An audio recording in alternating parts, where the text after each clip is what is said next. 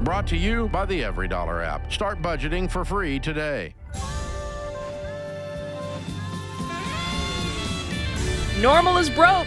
Common sense is weird. So we're here to help you transform your life. From the Ramsey Network in the Fairwinds Credit Union studio, this is The Ramsey Show. If you want to get involved in the conversation about your life and your money, it's easy to do that. The number is 888-825-5225, and we'll get you on the line. I'm Jade Warshaw. Next to me, Dr. John Delony, chopping it up with you for the next couple hours. Let's go to the phone lines where we have Lee, who's in Charlotte, North Carolina. Lee, what's going on? How can we help? Hi, I'm so excited. This is a happy day, so I can get to talk to you guys. So recently, my husband left 4 weeks ago today. And the reason why he left is because I had found out that back in 2021, he never paid a debt. And I went to go get renovations on my house and found out that there was a lien against my home. And it was in his name. So this was 2021. So since then, in December, I paid that lien off with a HELOC loan because I didn't want it to go against my house. He was on the deed. Okay. Since then, I have found out majorly, It's okay. stuff that he's done. So he got caught, and I guess he may be getting garnished wages because he left after I gave him a few choice words. And I found out that he had changed his address and that the state was coming after him from our 2024 IRS that we filed together. That was the only year. Okay. And they took his half, and then he took mine. So I am drowning here because he left. He has not held his responsibility, any of the debt. So in North Carolina, they can take your 401k. They can take your half of your house. Okay, so... But I have worked. Oh, go ahead, hon, go ahead. So for 8 years, I have worked my tail off for my 401k where I put it in a Roth. So I'm gaining like $3,000 a month. I'm 59 years old. Okay, so let me back up. Let me back up here, okay? Help me understand the situation in your marriage. Are y'all still married? Yes, but he left, and I will not. It's done. It's a done deal. Okay, so have you met with an attorney yet? Yes. Okay. Yes. So y'all have separate houses, or he put your house up as collateral on some loans? Has he just been running around running up debts and doing all kind of wild stuff? Yes. Okay. Well, so what happened was when we got married, which should have been a red flag, I had good credit, so I put the house mortgage he's on the deed. So the mortgage is just in your name. Mm-hmm. Yes. Well, so when they come after him, they put a lien on my house, which I couldn't stand that, so I took care of that. Okay. You took the HELOC. How much was it, Lee? It would have started out at $21,000, but he disregarded it. It was $27,000. So the HELOC was $27,000. And I had to pay 2 more loans off that I did when he wasn't working. And what were those? Those were it was total $48,000. So $48,000 of personal loans. It was the HELOC's total 48, 27 was his lien, and then the other 2 were loans that I took out because he's not been stable working. Okay, so here's what we need to do. I want you to hear what Jade is doing, okay? You have several things going on at once. One, you're really upset with yourself. Yes. The second thing is you've been completely taken advantage of by a dishonest, not good man. And number 3, you have a big financial mess. And so what we don't want to do is let the shame you feel right now and the anger you feel right now towards the people involved cloud the judgment of we have a math problem that we got to solve ASAP. And that's what Jade's walking through with you, okay? Okay. All right. Thank you. So I just want to clarify the numbers. Is it $75,000 total, which would be 27 of a HELOC and 48 of personal loans, or was the 27 part of the 48? Part of the 48. Okay, so it's $48,000 total. Mm-hmm. Okay. So, and that's the only debt to speak of, or is there other things? Are there cars? Are there other things that you guys are involved in together and separately, money-wise? Yes, there is. Tell me about those. Since he left, I had to use my credit card to get my attorney fee for $4,700, and then I had to use some of it to live on because he just went drastically. I have $14,000 on a car loan that I have. And tell me, before you go to the car, you told me that you had $47,000 from attorney's fees, and then you said you were also living on it. So tell me the total amount of credit card debt. Right now it's $5,400. $5,400. Okay, great. And then there's $14,000 of car debt. Right. Yep. Anything else? And then the HELOC and then my home, which is $137,000. Okay, $137,000 is what you owe on the mortgage. Okay. Yes. So here's the thing: you've already started, and John will probably talk to you a little bit more about this. You've already started the process of getting a lawyer. You're getting a divorce. Okay, that's happening. Yes. How long were you married? We were married 9 years total, 11 years together. Okay, 9 years. So there's a good chance that a lot of this is going to be split up, and you're not going to be left holding the bag on this. Okay. So in many ways, you kind of have to push pause on whatever your steps forward are, because we don't know what the courts is going to say about this. Now, what you can do today is, now's the time to separate your finances. You have your own account. You guys are no longer sharing anything. The good news is his name is not on the mortgage. So probably you'll end up figuring out some situation where you keep the house and maybe you have to cash out his amount, if that even works out that way. But there's a lot up in the air because of this money and how it's going to be divided. So today, let's focus on, instead of thinking about the debt and all that, let's focus on, are you able to eat and pay your personal bills today? Are you working? Yes, okay. I do have a good job. Okay, what do you earn? $80,000. Excellent. And what do you do for work? I'm a property manager. Okay, great. So you've got $80,000. When you take home your paycheck, how much is it every month? Now that I backed off on my 401k, it's 19, 20, about 2,100. It'll be about 2,100 on this next check. Every 2 weeks. So you're $4,200 a month. Great. And are you using an every dollar budget? Because that's going to give you a lot of peace right now. No, I'm not. Okay, before you hang up the line, we're going to get you with a budget, because what you need to know today is that Lee can take care of herself each and every month. We're putting the debt on the shelf right now because nobody knows what will be with that until we come out of court.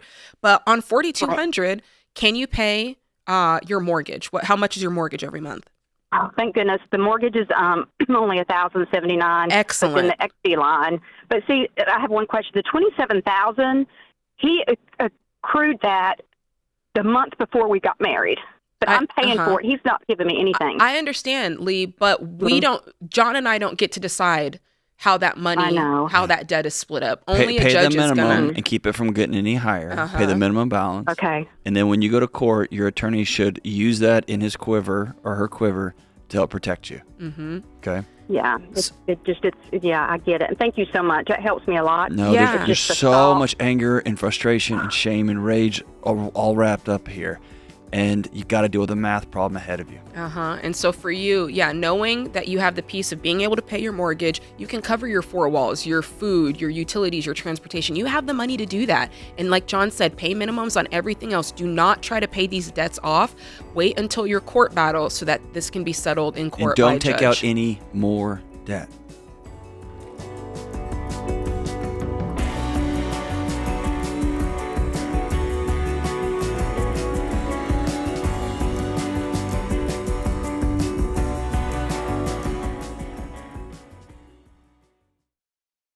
Statistics show that half of Americans don't have enough life insurance, or they don't have any at all. I don't understand this, John.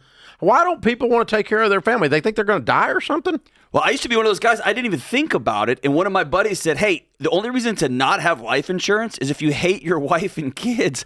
And I immediately went and got term life insurance. That's a gut punch. And you're telling me, and for decades, Dave, I've sat across people who've lost a spouse. They've lost somebody important to them. Me too. They don't know what to do next. Me too. I mean, you're going to have a crisis here.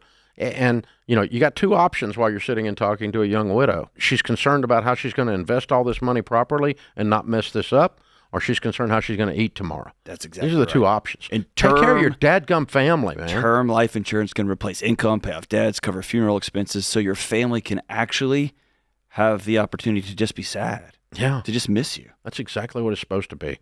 It's saying I love you to your family. Term life insurance. Jeff Zander and the team at Zander Insurance makes it easy and affordable. I've used them personally for 25 years. They're the only people I trust. Go to Zander.com or call 800-356-4282.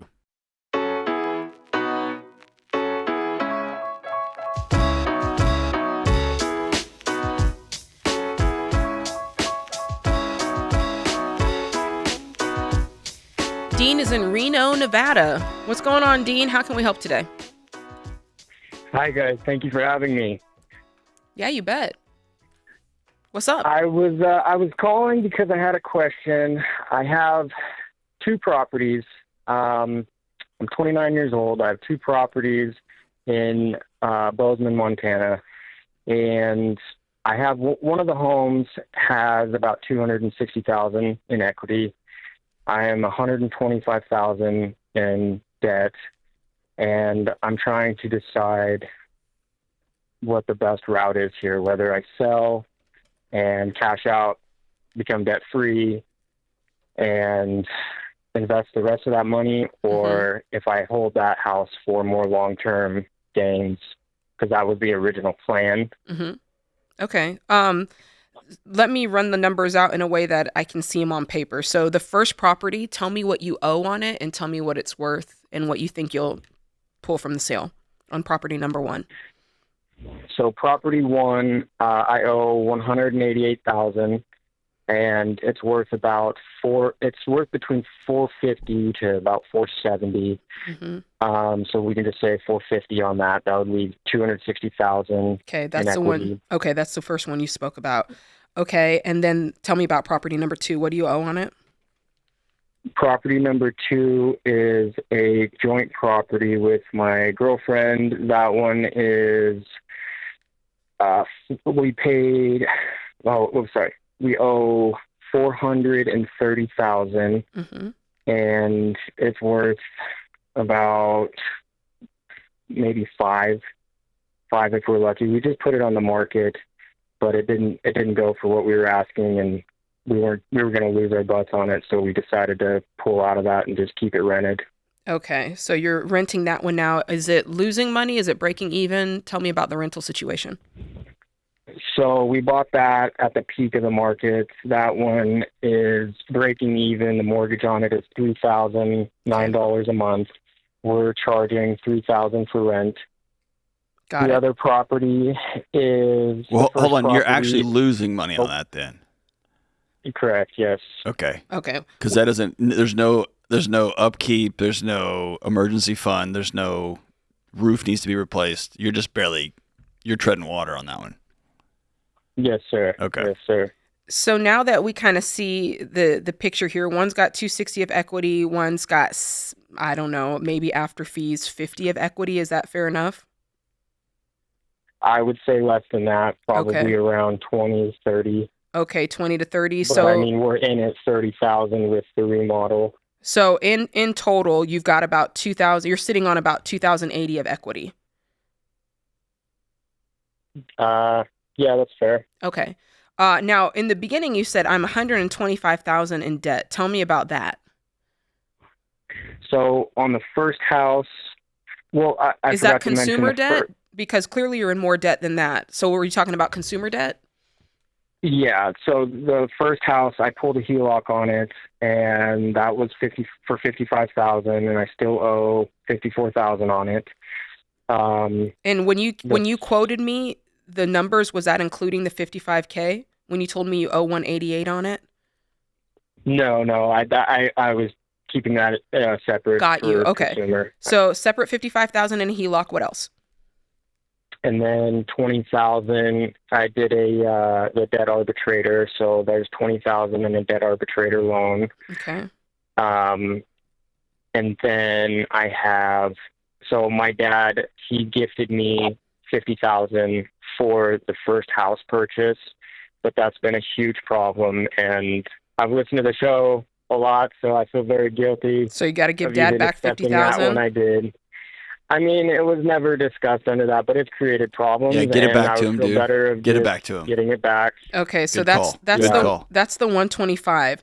Okay, so this is pretty simple, I think. I think you need to sell both of these properties. Where are you living? Where do you live? Currently, it's messy. My girlfriend and I, we have a son together, and we are working hard to try to figure things out right now. I know, but where do you live? So I'm back. I'm back currently with my father. Okay. So you're living with dad. Are you paying any rent? Basically, I'm trying to find out if you have living expenses. Yeah. So I do pay rent. My living expenses total about $3,500 a month. Okay. And what's your income? $3,500 a month? Yeah, because of you feel like that's high? And child support and all that. Okay. All right, you're right. Okay. What's your income for this $3,500 a month expenses?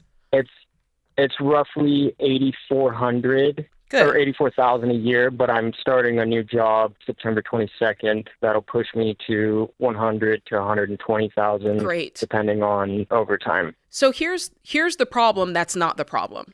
The problem is not your money, okay? Because it's really easy for you to go ahead and sell these properties, kick out this HELOC, pay back your dad, get out this loan arbitrator. You make plenty of money to support your $3,500 of expenses every month. The problem here is choices. And John can talk to you about that because you're just creating a life of chaos. You're going out and getting properties you can't afford, and then you're buying them with your girlfriend, and then you're having a baby with somebody that you're not fully in a committed relate. Like, you're doing things that's just creating drama, and that's really where the problem is. Yeah, and you know that, right? Absolutely. And I don't know if this is necessary to mention, but I just got sober. I'm proud of you. And that was a very big struggle. How far along are you? I'm coming up to 2 months. You're about to get 60-day chip? I'm not an AA. I'm just doing this by myself. All right. Today you go to a first meeting. Okay? Okay. Yes. All right, good. How old are you, brother? I'm 29. 29. All right. Here's the deal, dude. You're about to cross the threshold today, and if you go to your first meeting today and you call a realtor, and you can go to RamseySolutions.com and find a trusted realtor in your area and say, I'm going to put both these properties up today. And you make a financial plan within 90 days to get out of your dad's house and get your own place, even if it's a one-bedroom apartment. You're going to cross that threshold at 30, sober. You don't owe anybody any money. You make 6 figures, and you can begin to wrap your head around becoming the dad that you didn't have and the dad that you want to be. And you and your girlfriend can work on your relationship, and if it's worth investing in, you'll go get a marriage counselor and see if we're going to make this a run of this thing or not or whatever. But I want you to hear you're underwater and it feels like you can't see, and you got all this debt here, and you're trying to do this. You owe this guy money. Your dad's calling on, and Jade and I are seeing a guy who's right on the threshold of being completely and totally free from substances, from the demons, from the identity crisis, and from the money. Do you see how close you are to the edge? Yes, sir. You're right there, man. You are right there. You've got all the tools, and you're making 6 figures, which tells me if you've been able to do that with all the chaos in your life, Yep. Bro, when you get these chains off you, you're gonna be at $250,000 in the next 24 months. Unstoppable. You're right there. But I will tell you this is my promise to you. You cannot white knuckle this. Yeah, it's been tough. I know. You got to walk through the doors of a meeting and sit down and say, "Hey, my name is Dean, and I'm struggling." That's today. Okay? Okay. And I promise there'll be a meeting in your area. Game on, brother. Day 1. It's day 30 or day 60, but we're going to give you day 1 today. I'm proud of you, man. Proud of you. And Jade, I love what you said. It's not the money. It's not the money. It's just, he's making money. He's a smart guy. He can clear this debt literally the moment these houses sell. But he's so smart that he fell for, you're stupid if you don't have rental properties, and this false truth called passive income, and you're stupid if you don't have this, and you're stupid if you don't have that. Yeah. And then you wake up and you're almost 30 and you're struggling with substance and you live with your dad. And it's about doing the next right wise thing.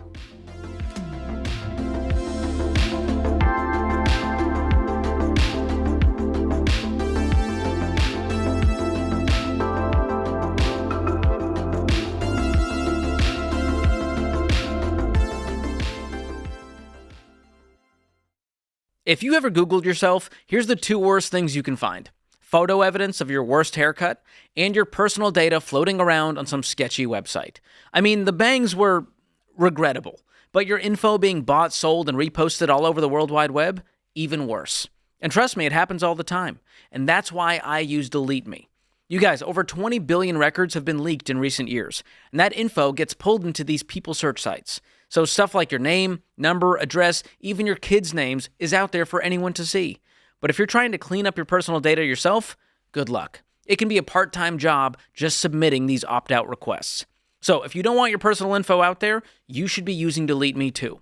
Delete Me has real people who track down your data, remove it from these shady sites, and make sure it stays removed. Plus, you get a report from Delete Me showing exactly what was found and what's been deleted. So, take back your privacy with Delete Me. Right now, Ramsey listeners get 20% off at joindeleteme.com/Ramsey with code Ramsey at checkout. So do that today. Joindeleteme.com/Ramsey, code Ramsey.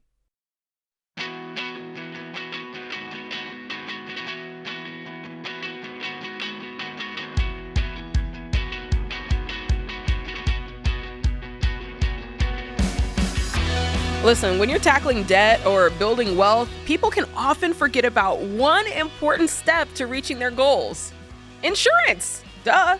Having the right coverage as opposed to too little or too much can really impact how long it takes to accomplish those goals. Skimping out on insurance might seem like saving money, but trust me, when life happens, it's easy to fall back into debt without a safety net. The right insurance acts as a shield around your loved ones and your wallet when disaster strikes. And in some cases, it can even save you money if you're paying too much for insurance, or if you got bogus insurance like cell phone insurance or like warranty insurance, that sort of deal. So how do you know if you have the right coverage? Take the coverage checkup. It's a free online resource that creates a personalized insurance action plan that's unique to you and your situation. It makes an overly confusing topic easy to understand and gives you very clear next steps. So go to RamseySolutions.com/checkup to take the coverage checkup, or click the link in the description if you're listening on YouTube or podcast. I love talking about this, John. I've told you before, when Sam and I used to rattle through life with no insurance, just living on the edge like Aerosmith with nothing. You're crazy. And then my husband broke his finger. And I was like, listen, head on over there to CVS. We're doing this. Get you some tape, bro. Like, that's all we have. Oh, my gosh. Yeah, you need insurance. Dude. It's important. All right. Amy is in Wisconsin. Amy, how can we help today? So I'm wondering how can I nicely tell my fiancé that his parents' financial shortcomings aren't his job to solve? Ooh. I'm looking at John. Yeah, I mean, my first answer would be just to say back what you just said, to sit down and say, hey, honey, your parents' financial challenges aren't yours to solve. I'm assuming that you've tried that in 1,700 other iterations of that. And so I think the deeper question is less about you asking him. It's you asking yourself, do I want to, here at the doorstep, do I want to be married to somebody who will put his parents' financial shortcomings ahead of the family that we are about to start co-creating together? That's the real question here. All right. I understand some of it, but like, it's at some point we were paying their mortgage. Ooh. And, you know. Tell us how the conversation goes when you say what John said, which is, honey, dear, I can't live like this. Your parents, their struggles, they're not your fault. We can't solve them. We've got to solve our own for our own financial piece. What does that conversation look like, and what does he do? It's usually, I mean, it never really ends in a fight or anything like that, but it's usually like, they're still my parents. I don't want to see them fail. And I mean, I get that. I do. But like, at what point do you let them learn for themselves? Yeah. Listen, you're right. You are correct. So you don't have to convince us that there's a point. He's beyond the point. My question is he an only child? Is there some sort of hardship that's caused them to have financial struggles, or is it truly just misbehavior with money and he's the responsible sibling and feels like he's the hero? He's the oldest of 4, and no, there isn't really anything that's causing them to lose money. It's like they have a bunch of pets and they can't pay their light bills, so they go out and get a dog, you know? Yeah. Like, yeah. But you have to metabolize that the bigger issue here is not your future in-laws' financial situation. It's that you sat down with your fiance and said, hey, this is a big deal to me, and your choices are impacting our life together. And he said, nah, I don't care. I'm going to keep doing what I'm doing. That, to me, is the bigger issue here. It's a big deal. And by the way, this will show up again when y'all get married. This will show up again when y'all buy a house. This will show up again when y'all start having kids. Mm-hmm. This kind of indifference to you saying, hey, this is really important to me, and him going, yeah, I don't care. That's going to keep showing up. And you have to ask yourself, am I going to sign up for this for the rest of my life? Listen, what John is saying is so true. Amy, I'll tell you, a piece of advice that my mom gave me when I got married. She said, the behavior you allow now is the behavior you'll allow for the rest of your marriage. And so it was basically saying, if I let this slide now, to John's point, I'm going to keep seeing this type of behavior play out because I've allowed it. And I said, this is okay. And people treat you the way you allow them to treat you. So if you say it's okay, then it is okay. So I would not, this is hot take, I would not marry this person until we have figured out how to solve this and I have seen how he enters into and solves conflict. Absolutely. And by the way, neither Jade nor I are against supporting parents at all. But I want to do it in the right order. I want to put our oxygen mask on first and make sure, as for me and my house, we've got our 4 walls taken care of. We are able to financially support somebody else. And my guess is that y'all are struggling too financially. Do y'all live together? We do. We got engaged and then recently after found out that we were pregnant. Okay. So y'all have your own financial challenges ahead of you, and you're concerned that he's putting money in their account and they're being irresponsible. It's not even a matter of them like struggling with poverty or health issues. They're just making bad choices, right? Jade is so right. You have to have the deeper, harder conversation. Because right now, your fiance's parents' financial situation, that's just the proxy war. That's not the real issue. Mm-hmm. The real issue is you said, hey, this matters to me. And he said, yeah, I don't care. Or they're more important than you. Mm-hmm. And in many ways, he's now also continuing that same chain of bad financial behavior and making bad financial choices. Right. Because choosing to pay for something that's neither your responsibility or priority instead of what actually is, that's how you get in the situation that the in-laws are in. So he's starting to repeat that behavior, which is a red flag. All right. So listen, let me say this. Tough. You're not crazy. Okay? You're not crazy. And by the way, this isn't the only thing he disregards what you want or feel, is it? No. These kind of things don't happen in a vacuum. People don't work together and they're not aligned on vision and goals and values and priorities. And then there's one weird thing over here. That's just not how people operate. And so you have to be honest with yourself. And by the way, you're in his life forever because y'all have created a human together, right? So there's going to be some peacemaking here. But it's not too late to not bind this thing together legally and get into a bigger mess, if you will. Y'all are already connected forever.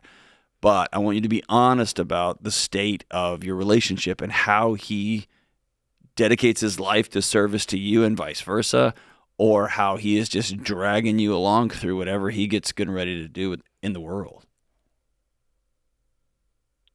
All right. So I guess, do I stop asking nicely at this point? Do I just say, "Hey, dude, get your head out of your butt"? And I think it's when you enter into those conversations with the word "you," Y-O-U. When you start those conversations with the word "you" first, you're starting a fight. You're declaring war, and he's going to defend himself. What's more important here is for you to come up with your or what statement. I am going to fill in the blank. I will not be married to somebody who puts other people's priorities ahead of ours. I will not marry somebody who doesn't care what I want or what I feel or what I want to co-create. I will not engage in. And so it's not about you need to get your head out of your butt. It is gently and firmly and in full control. I will not fill in the blank. Or I am going to fill in the blank. That's the declaration. And then he gets to decide, does he want to be a part of this thing or not? Ooh, tough stuff, John. Tough stuff. We're rooting for you, Amy.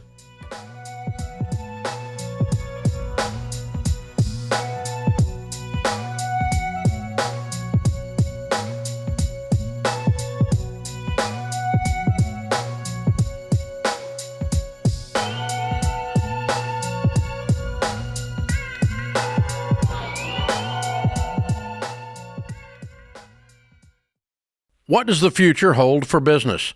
Ask 9 experts and you'll get 10 different answers. Economic growth or a recession? Business taxes will go up or down. AI will help us work or it will replace us all. But there's no such thing as a crystal ball. That's why more than 42,000 businesses have future-proofed themselves with NetSuite by Oracle, the #1 AI cloud enterprise resource planning system. Ramsey Solutions uses NetSuite, and you should too. Whether your company's earning millions or even hundreds of millions, NetSuite helps you respond to immediate challenges and seize your biggest opportunities. With one unified business management suite, there's one source of truth for the visibility and control you need to make quick decisions. NetSuite's real-time insights and forecasting help you see into the future with actionable data. And when you're closing the books in days, not weeks, you spend less time looking backward and more time focusing on what's next. And speaking of what's next, download the CFO's Guide to AI and Machine Learning at netsuite.com/Ramsey. It's free at netsuite.com/Ramsey.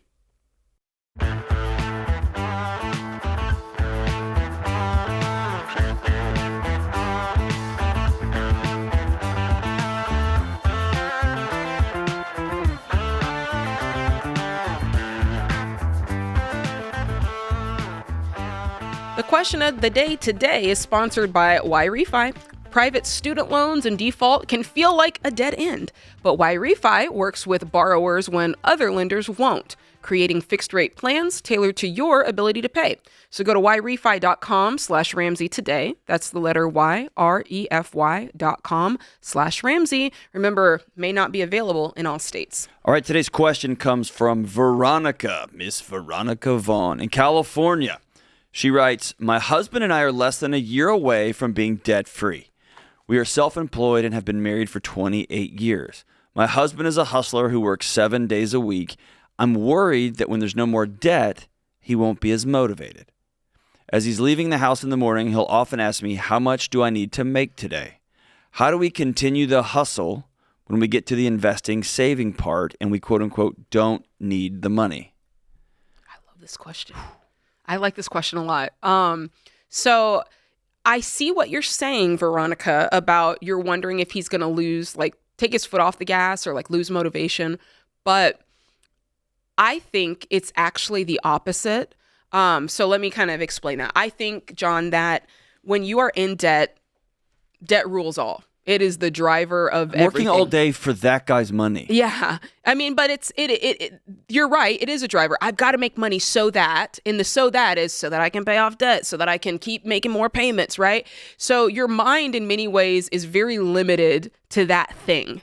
When the debt is gone, in many ways, it's like, when you've been wearing a pair of tight jeans all day or like and you finally, or you get home, you take your wig off, you're like, oh, I can breathe. Like I can finally just be comfortable and I can look and see other opportunities and other things. It's not just, tunnel vision goggles on my debt. And so there's part of this that, when you're out of debt, things will change. Priorities will change. You guys might look at your life and go, oh my gosh, we thought this was the goal. But now that we can see and we're comfortable and we can actually afford to have options in life, right?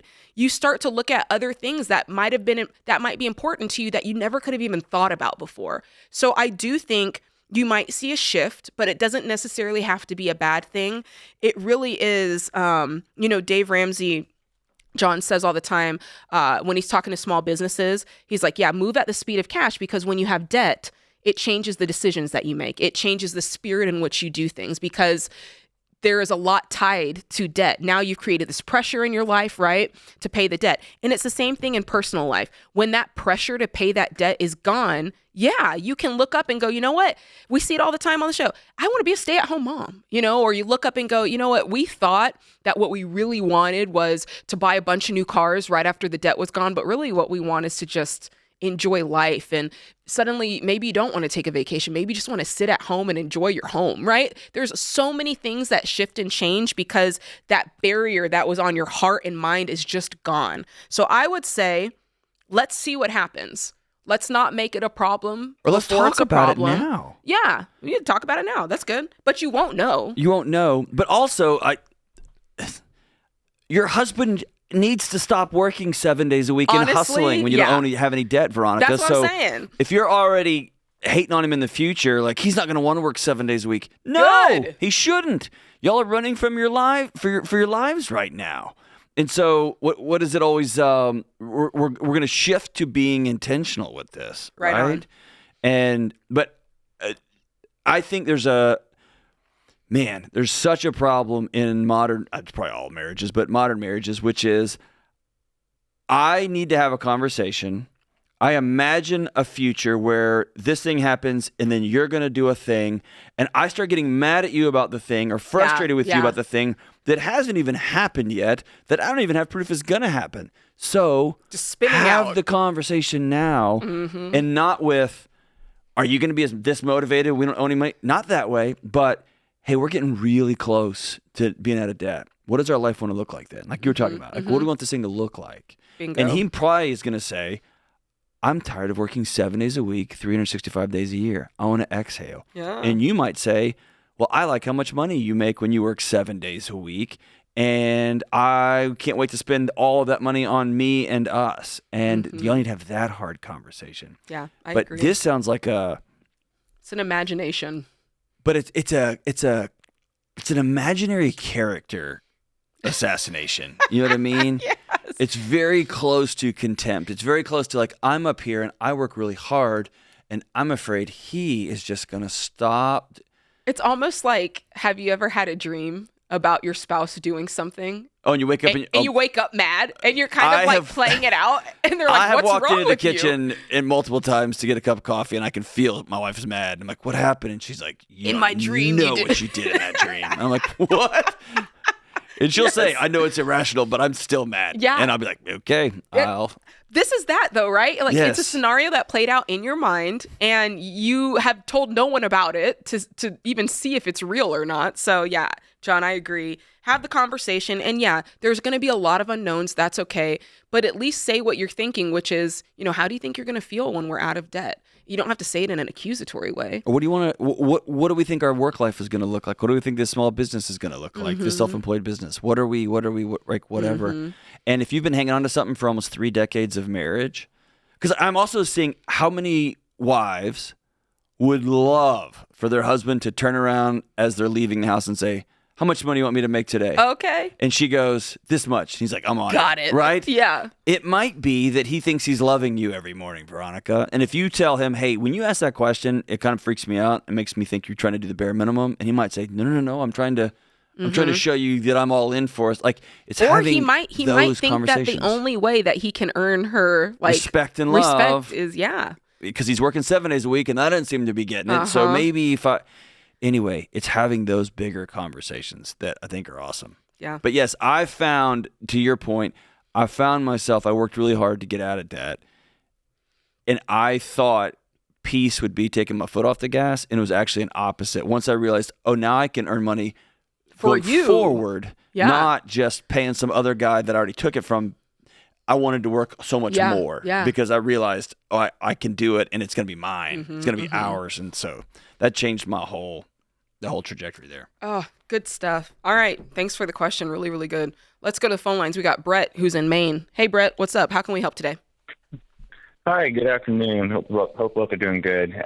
My question for you is, so I've been dating this girl for a little bit now, and we both kind of came into this with the idea of like we're dating for intentions to marry. Yeah. And I'm very much a planner. And so I'm kind of curious what your thoughts are for budgeting for an engagement ring and where the best source of, because I have pools of money in different spots, like where the best source, whether it's drawing from investment accounts or if it's better just to start saving up and so you don't have to hamper or touch the investments at all. Kind of what the best route to go for that. Yeah, excellent question. Listen, congrats on the successful relationship. I 100% would not pull the money out of any investment accounts. Like those are plugged in for a reason. They're there to build wealth for the future. So don't rob yourself by draining those accounts. Plus, you don't want to get hit with fees and taxes, right? It sounds like this is something that you can cash flow over time and just save up for what you're looking for. You know, we would say 30 days, 30 days of work is probably a good place to start. Some people might argue that and say it needs to be a little more, or some people might say it needs to be a little less. At this point, it really is about obviously you want to get a ring that you think she's going to like and, that sort of thing, but it's pretty simple. Save up 30 days worth. What do you say, John? What? I say don't call strangers on a podcast and ask them this question. Like, save up what you think the ring is a good amount. I mean, I've taken calls on the show where it's like, hey, I'm spending $25,000, and my personal, I was like, you're an idiot, and Dave was like, no, he's not, and so everybody's different on this deal, and so it's what you can afford. Yes. You can pay cash for. What is it like? It's 2 months salary? No, it's not. But it might be 1 month. It might be 4 months salary. It just depends. It depends.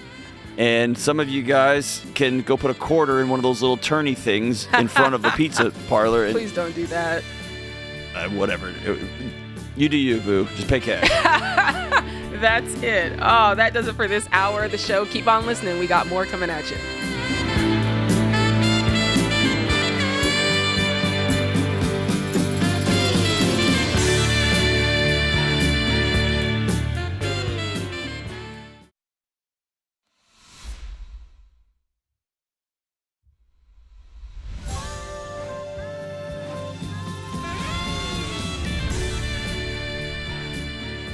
Normal is broke. Common sense is weird. So we're here to help you transform your life. From the Ramsey Network in the Fairwinds Credit Union studio, this is The Ramsey Show. I'm Jade Warshaw. Next to me, Dr. John Delony, taking calls about your life, your money for the next couple hours. 888-825-5225 is the number that gets you on the line. Let's go to the phone lines. We got Darby in Nebraska. What's up, Darby? Hey, thank you guys for taking my call. No problem. How can we help? So I have a unique situation. All right, let it rip. So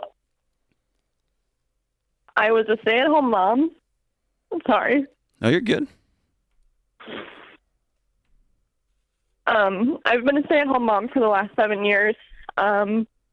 We found some issues with the current home that we're renting. There's nowhere else to rent in our area, even towns 20, 30 miles away. So we saved up money. We are in the middle of building a house. And I went and got a job about 4 months ago to just give us some extra cushion. We have no debt. But I have lost several childcare options due to my son's unique medical condition, I guess you would call it. And we don't know what to do. What's his medical condition? What's his challenge? So we moved into this house when he was 1. He just turned 5. Last December, he was like so nonverbal. I was like, is he autistic? They did a random blood test and found out he has extremely high lead levels. Mm. And it's in the dirt around the home that we live in. And he's a boy. He eats dirt. Mm. Didn't think anything of it. Hmm. So, yeah, his lead levels were through the roof. I did a detox with him. He has finally started talking, but he's only been talking for the last, 6 months or so. Mm-hmm. So he's pretty, at this time, he's pretty delayed, right? Yes. Okay. Yeah, like physically, he's fine. Sure. Have you gotten neurological testing done? No, we've done.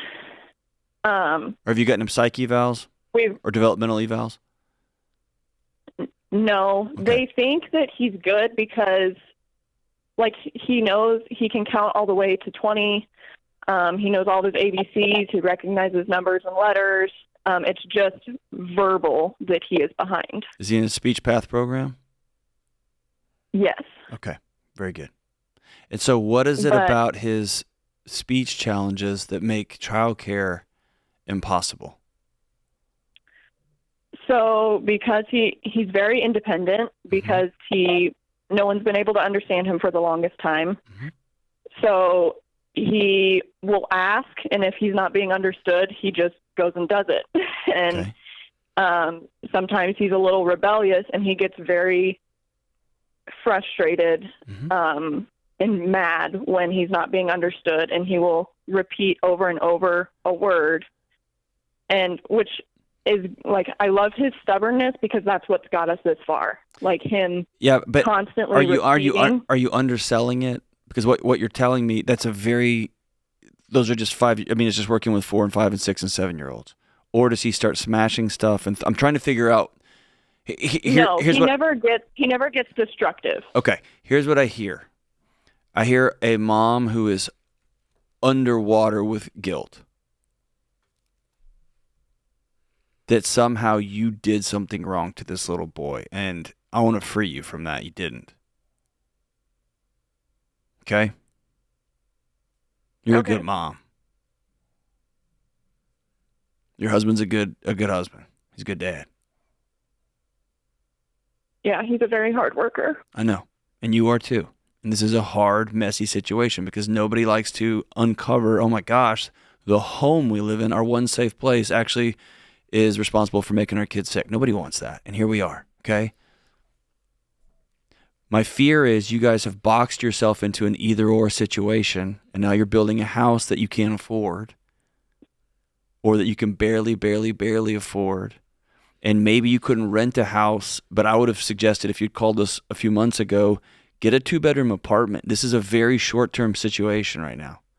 But there's other solutions, but here we are. Y'all building a house. I'm assuming y'all are under contract and everything. This thing's going forward? Yeah. We've got started on it, and we have 3 kids. Okay. He's our middle. Okay.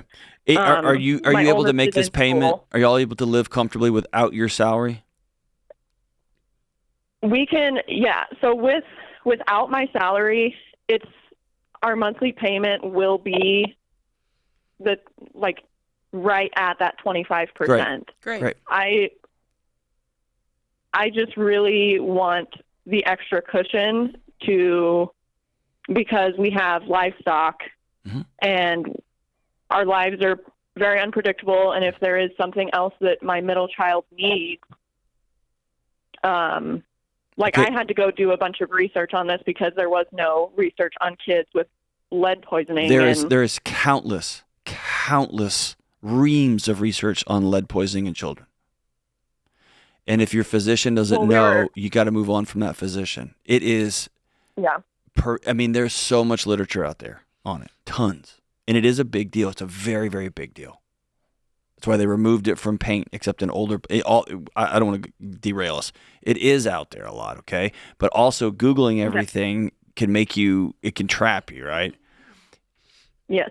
So here's the bigger situation. You and your husband need to sit down and say, hey, we've created a life with a ton of variables in it, and we have 3 kids, and we're building a home, and we're moving. There's anxiety alarms ringing all throughout your house because y'all have put too much on this plate in this particular season. And it may be for this season, we're going to reduce the amount of livestock we have. Or we're going to move our cows to another field for 2 years, and we're going to take that hit so that we have some margin to be with these 3 little kids, especially the one in the middle with special needs.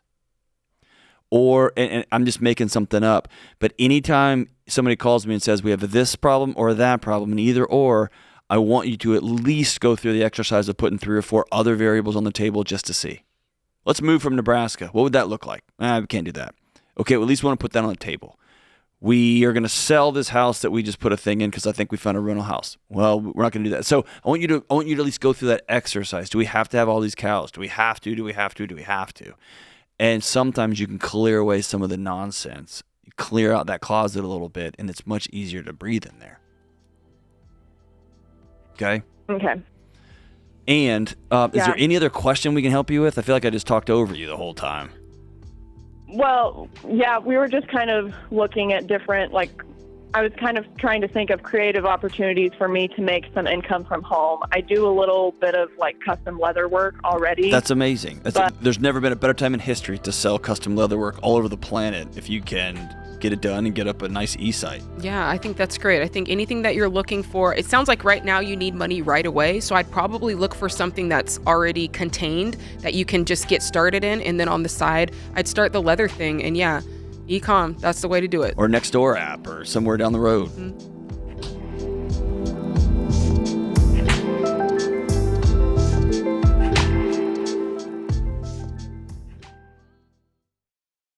Hey, you guys, back to school season is here. And if you have kids, you know what that means. Your grocery list just got tougher. So here is a fantastic tip to save money. Start your grocery shopping at Aldi. When you make Aldi your first stop, you can stock up on breakfast favorites, school lunch essentials, snacks for after practice, all the things without blowing your budget. A family of 4 can save up to $4,000 a year by making Aldi their go-to for groceries. Find a store near you at aldi.us. That's ALDI.us. Savings based on regional analysis of Aldi versus select competitors. Prices may vary by location, product availability, and the market.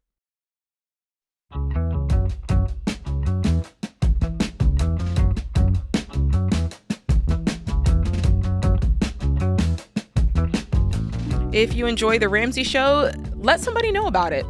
Take the time to share an episode of the show, or if you're watching on a platform like YouTube, take a moment to maybe make a comment. If you're watching on Instagram, maybe watching one of those clips that we put out, use a little paper airplane and send it to somebody else. All of that is so, so important. When you subscribe, and share, it helps us in the algorithm, and more people get this life-changing content. We appreciate it. All right, let's go back to the phone lines where Brenda is waiting in California. Hey, Brenda, what's going on? How can we help today? Hello, how are you guys? Great. Well, let me just say, John, you're one of my favorite people on the radio right now, and I haven't had the guts to actually call your show, and I'm so glad that you're on, because this question has a little bit of emotion attached to it. All right, let's do it. The question in its most simplicity is, I wanted to know if selling my business property would be a smart move to pay off debt and give me a jump start towards saving for retirement. I've opened my business when I was 20 years old. I've had it for 35 years now. And over the last, since 2019, I was diagnosed with a medical, with a blood cancer, I'll just say it. There's no cure. However, I do feel fantastic right now. So that's not really holding me back at the moment. And then COVID, the shutdown with COVID. And then in 2023, my salon was flooded in the California floods. And so this is like my second go around on trying to get on the baby steps. And so I had to live off some credit cards pretty much from about 2019 to now. And wait, Brenda, why? How come? Well, I'll say with the flood, when the flood happened, when our community was trying to save it, I'm a one-woman show, so I was literally trying to put 50-pound bags of sand around my, 50-pound bags of sand around my salon, and I injured myself. I herniated myself, and because I have this type of blood cancer, when I went to have it operated on, they gave me too much blood thinner, and I was internally bleeding. So I had a long recovery before I was able to just, go and rent another chair and start working. I got that. Did you file malpractice against these people who poisoned you? No, I didn't. Okay. Here's what I'm trying to give you back. I'm trying to give you back some agency. A flood will take everything from you because everything's going okay, and then a natural disaster, it literally falls from the heavens and it takes everything, right? Yeah. And it feels powerless. And then when your body gets cancer, the very instrument that you walk and breathe and talk through and love through goes to war against you. And it's scary, right? Yeah. It feels like you lose agency. You don't even trust your own body anymore. And then it's easy to make the next statement, which is, I had to, for the last 6 or 7 years, live off credit cards. No, I didn't live off credit cards for 6 or 7 years. I lived off credit cards for 5 months. Oh, for 5 months. I thought you Okay, said I thought you were saying 2019. you've been doing it since 2019. Okay. No, so for 5 months during the flood time, because I was already on trajectory. So during the flood, it was so you're off the sauce now. Okay, thank you. No, I'm asking you. You're not using credit cards anymore. No, I'm just trying to pay them down, but with 30%, 29.9% interest, it's been really hard. How much do you owe? So I owe $24,000 in credit card debt, and I have most of the cash flow of my son's college, and so I owe $14,500 to a Parent Plus, and then $10,000 at a super low interest rate that I got $10,000 during COVID, just to survive during that, disaster also. Okay, so a couple of things right off the top. Or let me ask you one more question. How much do you make a year? Okay, so there's a little trick on that. Normally, up to maybe right now, currently, I'm about at $55,000. Normally, I make close to $100,000. However, over the last 2 years, that I've been in business for as long as I have, my clients are either starting to retire and moving where their kids are and moved out of the area, or two, they're passing. And so as I try to rebuild, I'm not able to rebuild the clientele as fast as they're dropping off when they go and move to other areas. So that's where I'm at right now. So here's a couple of, this is me sitting with you at the table, okay? Not accusational. Okay. This is me sitting with you, okay? Sure. We're going to choose reality here. Yeah. The reality is, number one, you cannot afford to be paying for your son's college right now. You don't have that much money. No, I'm done with that. Okay. He's out of college now. Okay. And so we're going to exhale. We're not going to pay for anything that we can't afford. The second thing is, you have to ask yourself, do I want to continue to be in business doing hair? Because part of your business is going to require you to really hit the streets to get new clients. Yeah, and you've been doing it for a long time, and it feels like you're going all the way back to starting to square one to go get new clients. And that's what it's going to take. And you're going to have to learn all the new technology and Instagram and Nextdoor app and whatever.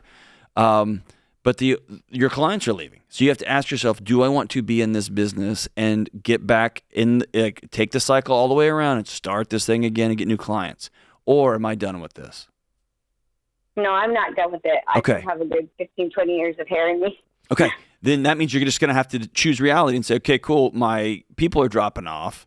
Then I'm going to have to take one less client a day for the next 2 months, and I'm going to have to hammer the streets getting more people. Yeah. This is what I'm going to have to do. I have been doing that. I have been, posting. I have more visits to my website now. Like I've been every day doing that. Which That's is it. not You're just my going to have to keep going, keep going. There you go. Okay, so you're working on that problem. And so talk to me and Jade about the bigger issue, which is, do you want to sell your property? So the business that I'm a one-woman show, like I said, in the business, the trigger is the fact that I rented this building from my father for many years, and then about maybe, I want to say 10 years ago, he was in some financial struggles, and so he basically deeded it over to me. There's nothing owed on the property at all. What's it worth? As of 2023, when I looked, it was at $380,000. $380,000. Okay. So I'm going to simplify this a little bit. My screen says I'm living off credit cards. Is selling my business a good idea? So are we talking about just selling the property? Or are we talking about selling the property along with your salon book of business? What are we talking about specifically? What are you thinking about offloading to pay off this $48,000 of debt, if I understood correctly? The property, the business property and building, not my actual clientele business. Okay. That would go with me. And so where would you do hair if you were not doing it out of this building? What would be the plan? Oh God, it would be a dream just to rent a chair and not have. So what I've always said is like I'm one person, two households. I have, 2 light bills, 2 gas bills, two of everything, and people can barely live with 2 incomes in one household these days. And so that's where. So you want to be out of the building business anyway? How big is the building? Property wise, the land and everything is about 3,000 square feet. Actual building property, maybe 1,500. See, here's the thing. Here's my question. You own it outright. You don't owe anything on the property, right? It's just an asset.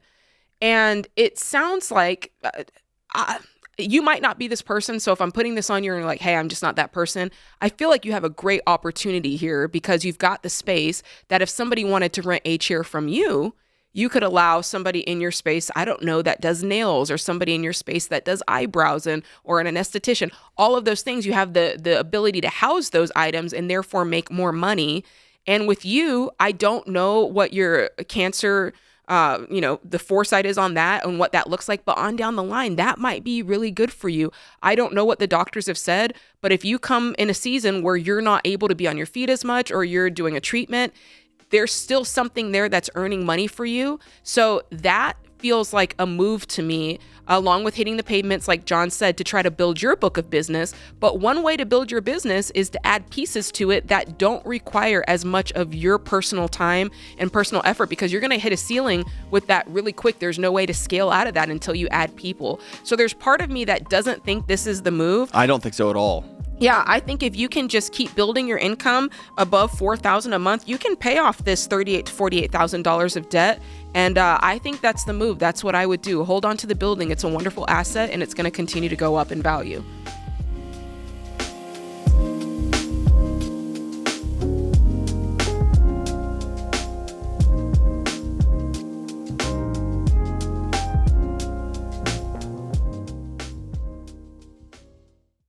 We've told you for years, debt is dumb, cash is king, and the borrower is slave to the lender. So when we find a bank that actually gets that, we shout it from the rooftops. That's why we've partnered with Fair Winds Credit Union. These guys aren't pushing credit cards or auto loans like your current bank is.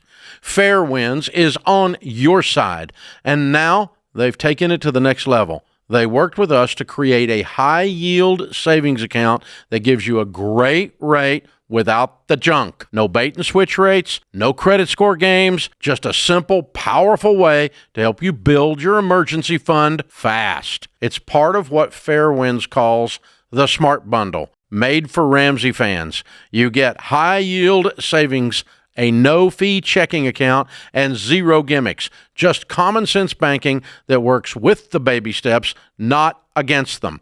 And coming soon, they're launching a brand new Ramsey debit card. It says debt is normal, be weird, right on the front of it. That's not just a card. That's a daily reminder that you do money differently. So check them out at fairwinds.org/Ramsey. Fairwinds is federally insured by the NCUA.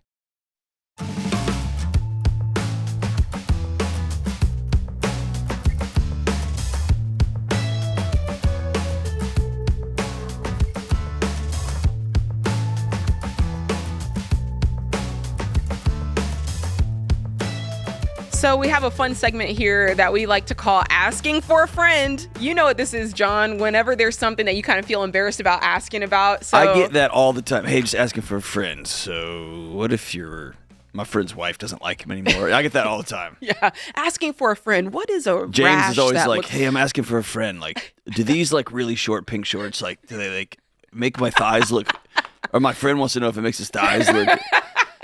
It does, James. It's good. Okay.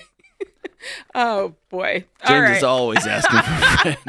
I don't want to ever hear the word James and thighs in the same sentence. The single grossest thing to happen in Western fashion in the last 20 years is the increasing creep up of shorts? Of the male shorts.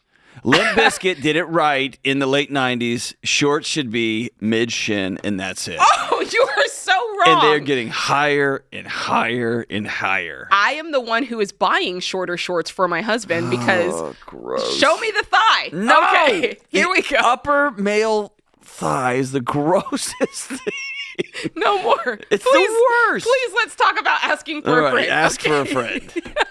Asking for a friend. What is an asset? Why is asset coming after short shorts? Not. Okay. Man, we could have set that up better. Rails. Okay. What is an asset in the way of money? Okay. So assets, let's just talk about that for a minute, because a lot of times you hear, from the dude bros on TikTok and their short shorts. I need some assets, dude. Yeah, you need to be making money in your sleep, bro, right? So they're talking, basically, an asset is something that has a value on it, a monetary value. It's money that if you were to sell it, you would earn more money, right? That's kind of the best way to think of it financially anyway. And so an example of that would be cash money, right? Like that's an asset. It's money that you have, right? When you cash flow everything, you don't need to rely on debt. So it is something that is of value to you. Something else, real estate, right? That's an asset. It's something that, well, if it can it's also done be a correctly, liability. Yeah. That's true. Yeah. So if you have equity in a piece of real estate, at that point, yeah, it is an asset. Can we tell everybody what equity is? Equity is if you pay money for something, and as you're owning it, it continues to go up in value. So let's pretend you buy a piece of real estate for $400,000, and you bought it for $400,000 in 2024. And then if you look up next year and it's worth, I don't know, $460,000. And you've paid $40,000 down on the principal. Mm-hmm. So now you've got $100,000 in equity. Yes. Did we do that in a way that makes sense? I hope we did. So that's the idea there. So a lot of times on the show, you'll hear someone call in and they'll say, oh, I've got this real estate property. And we'll say, what do you owe on it? And they'll tell us. And then we'll say, what do you think it's worth? And then we'll do that subtraction. And that will tell us what the equity is. Okay. Another form of asset would be an investment. Yeah, that could be your 401k. That could be a Roth IRA. Any money that's sitting in any type of investment account that is gaining interest is an investment, and it is an asset. Getting out of debt and having a fully funded emergency fund is the quickest right way to build wealth. You would invest 15% of your income in a tax-advantaged retirement account. Like I said, that's an IRA, a 401k. And yeah, that is an asset. It's a way that you're building wealth. Next, tax-advantaged accounts, another type of asset. These accounts let you keep more of your money by reducing taxes now and later, okay? So again, examples of this, a traditional IRA, a Roth IRA, an HSA, even the 529 savings account would be an example of that. And other types of assets, yeah, your car is an asset as long as you're not upside down. If you could sell your car and pocket the money, especially if it's a paid off car, yeah, that's an asset. Your wedding ring, if you sold your wedding ring today and you got, a couple of $1,000s in cash, that is an asset. Boats could be assets. Again, it's if you sell it and you receive money and you're able to receive more than what you paid for it is really what we're looking for. So you hear this a lot when we talk about net worth, John. A lot of times people don't understand the net worth equation. They think if you're a millionaire, it's because you made $1 million. And that's really not it. It is your assets, which is what you own, minus what you owe, must be X amount of dollars, in this case, $1 million, right? So assets play into that equation. It's what you own that is of value. Did I cover it? I think you got it. Did I get it? If you have questions, you can email James Childs. Heyo. I love that you snuck asking for a friend into and asking for a friend with the equity question. That was good. I was just trying to get a little bit meta here. And by the way, shorts, the upper male thigh, not an asset. I think you need to bring back the Jinko shorts. Oh, gosh. I'm working on it, man. It depends on who you ask about No, not that the Jinko ones. I'm talking about like actual real Carhartts that people cut off to make them shorts because that's all they had. The real social D punks back in the day. Those are the guys. Hey, we saw Newfound Glory the other night at a local club here in town, and they had the long dickies, and it made me happy. Okay. Shorts should go past the knee, gentlemen. Straight onto these phone lines where I got Carrie in Phoenix, Arizona. Tell us what you think about the shorts, Carrie. Don't. It's just like a man wearing pink. If he owns it, if he isn't like ashamed of it, he can pull it off. I love that. The clothes make the man don't make the clothes. Wait, the man makes the clothes, Correct. The clothes don't make the man. No, it's the other way around. Yeah. But shorts should go past the knee, right? For a guy, yeah. I feel like that's not only modest or appropriate, but otherwise, some guys take it too far and they get a little bit of swimming trunk, if you know what I mean. Not even swimming trunk. No, like Speedo. Oh, yeah, we don't want that. They need to come down a little bit. Child. Ooh, okay. That's more George Campbell, but that's a different show. All right, so how can we help you, Carrie? How can we help you? Okay, so did you guys hear about the storms that rolled through Phoenix a couple weeks ago? I did, yes, ma'am. Okay, we got hit pretty hard, and I took some damage to my home, which is bringing up the question about whether or not we should do a particular remodel that we have been thinking and planning about for the last 6 years. Wow. So we have, if we did the remodel, we would have to obviously pay for everything, including the roof. Well, now my insurance is covering the roof, making the remodel a little bit cheaper out of pocket for me. Okay. So what will it cost you to do the remodel without the roof cost? Okay, so it's not just the roof. It picked up my trampoline and hit my back porch and tore my back porch off of my house. Yikes. In order to put the back porch back on, we have to move our septic tank in order to build the new back porch to code. Will insurance cover the back porch because of the trampoline, because of the storm? Yes. Okay, nice. Yeah. So there's a lot of other stuff that it's going to cover. Now, here's the nitty-gritty numbers, okay? We owe about $450,000 on our home, but our home's value is $1.2 million. We got locked into that 2.5 years ago. But since then, and after COVID, my husband got really sick with COVID, and we were on top of every single one of our bills. We were paying everything down, and when my husband got sick and some of our bills kind of went delinquent, our credit took a hit. So we have a total of $68,000 in medical debt. We have approximately $90,000 in other loans between 2 cars and a horse trailer, personal loans, solar panels. We only have $10,000 in credit card. We have, between my husband and I, we have about $150,000 a year in income. I'm an at-home mom, but I make the land work for me. So we're on 2.5 acres. I board horses. I sell chicken eggs. I have 54 chickens. All right, so write your question. We're up against the clock here. Well, the question is, should you do this renovation, right? Should I do the renovation, but should I do it with an HEA or a HELOC? Please don't. No. Please don't. Please don't. You're already in $178,000 of debt.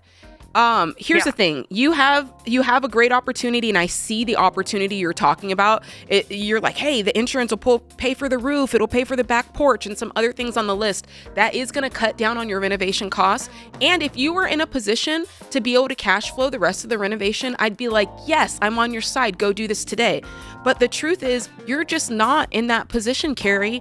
You owe a lot of money in debt, and the income is great, but you're not there today. So no, I would not do this renovation. Have insurance fix Please don't. Have insurance fix the things that need to get fixed.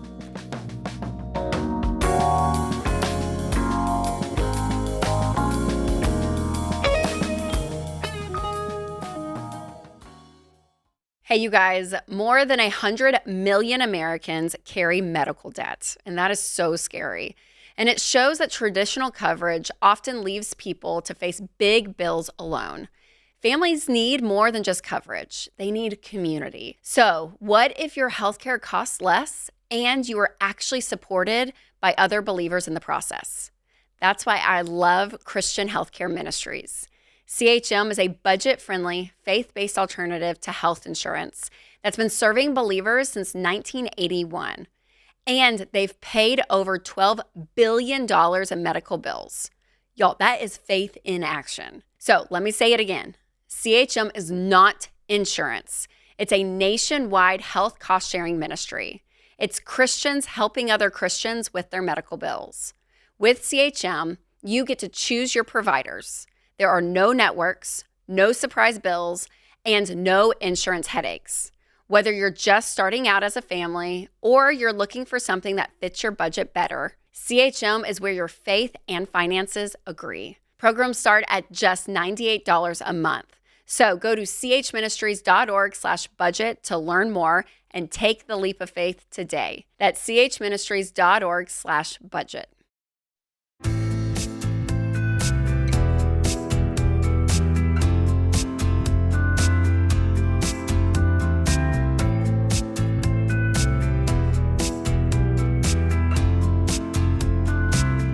In 2026, don't just set goals, okay? Learn how to actually reach them. And the 2026 Goal Planner is here to help you. And it's packed with monthly content from myself, from Dr. John Delony here, and from Rachel to help you stay on track with your money, with your faith, with your relationships, and actually follow through on your goals. Now, we sell out on this every single year. So seriously, guys, please do not wait to order yours. You can get one today for a very specific price of $49.97 at RamseySolutions.com/store. Or if you're watching on YouTube or in the podcast, you can go ahead and click that link in the description, and you too can get your 2026 Goal Planner today. All right, let's go to Jay. He's in Charlotte, North Carolina. What's up, Jay? Hey, thanks for taking my call today. What's up, brother? Daily listener, love the show, and appreciate all the advice that you guys offer on the interwebs and in the radio. Thank you, Jay. Absolutely. I've got a question for you. It's kind of short to the point. My wife and I, we own our own home, and we're still working a little. I'm working full time. My wife works part time, and we have two grown sons.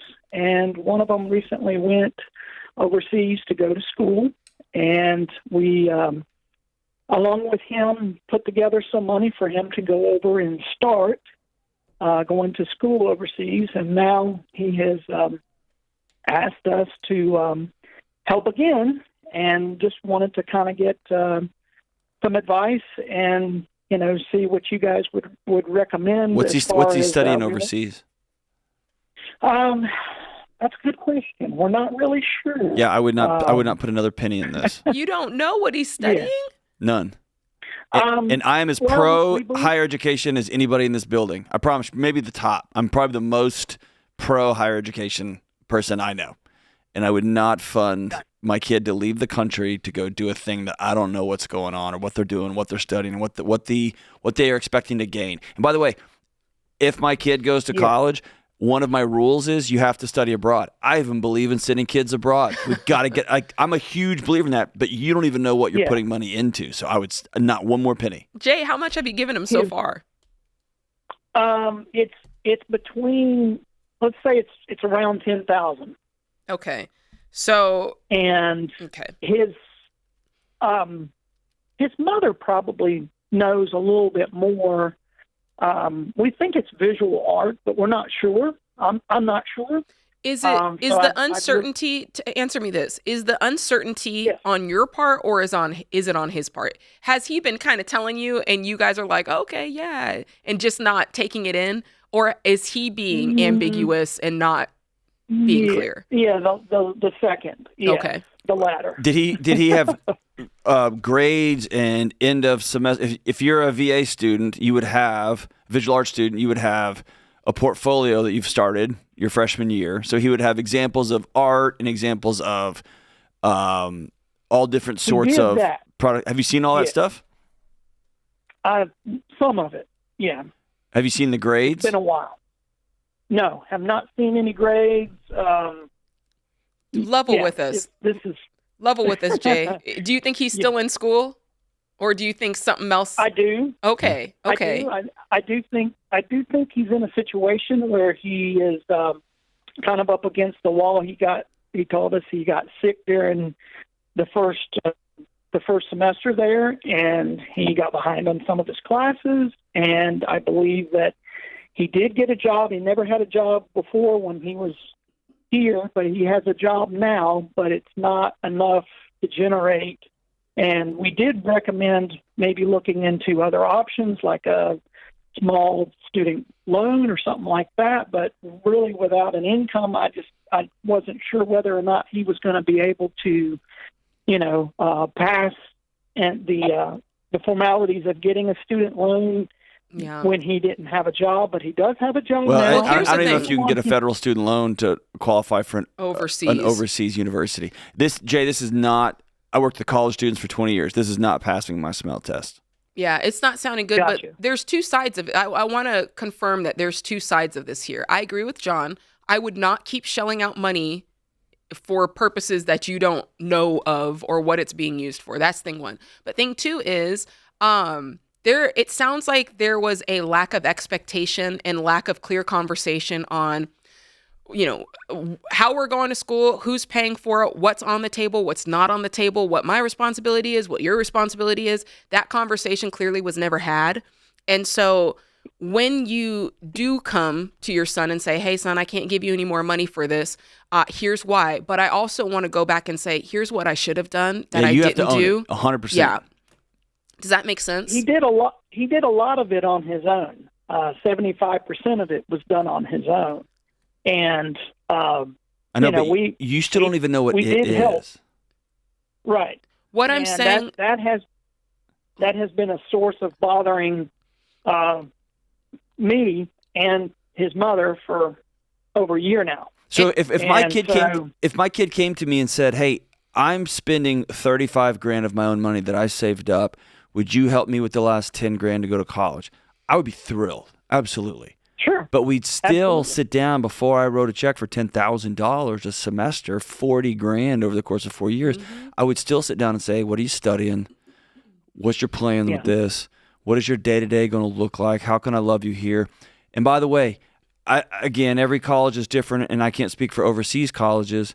I know I spent a ton of my time taking students who got sick psychologically, physically, like cancer, psychiatric issues, all of it, helping them get back on their feet and be successful that semester and or the next one.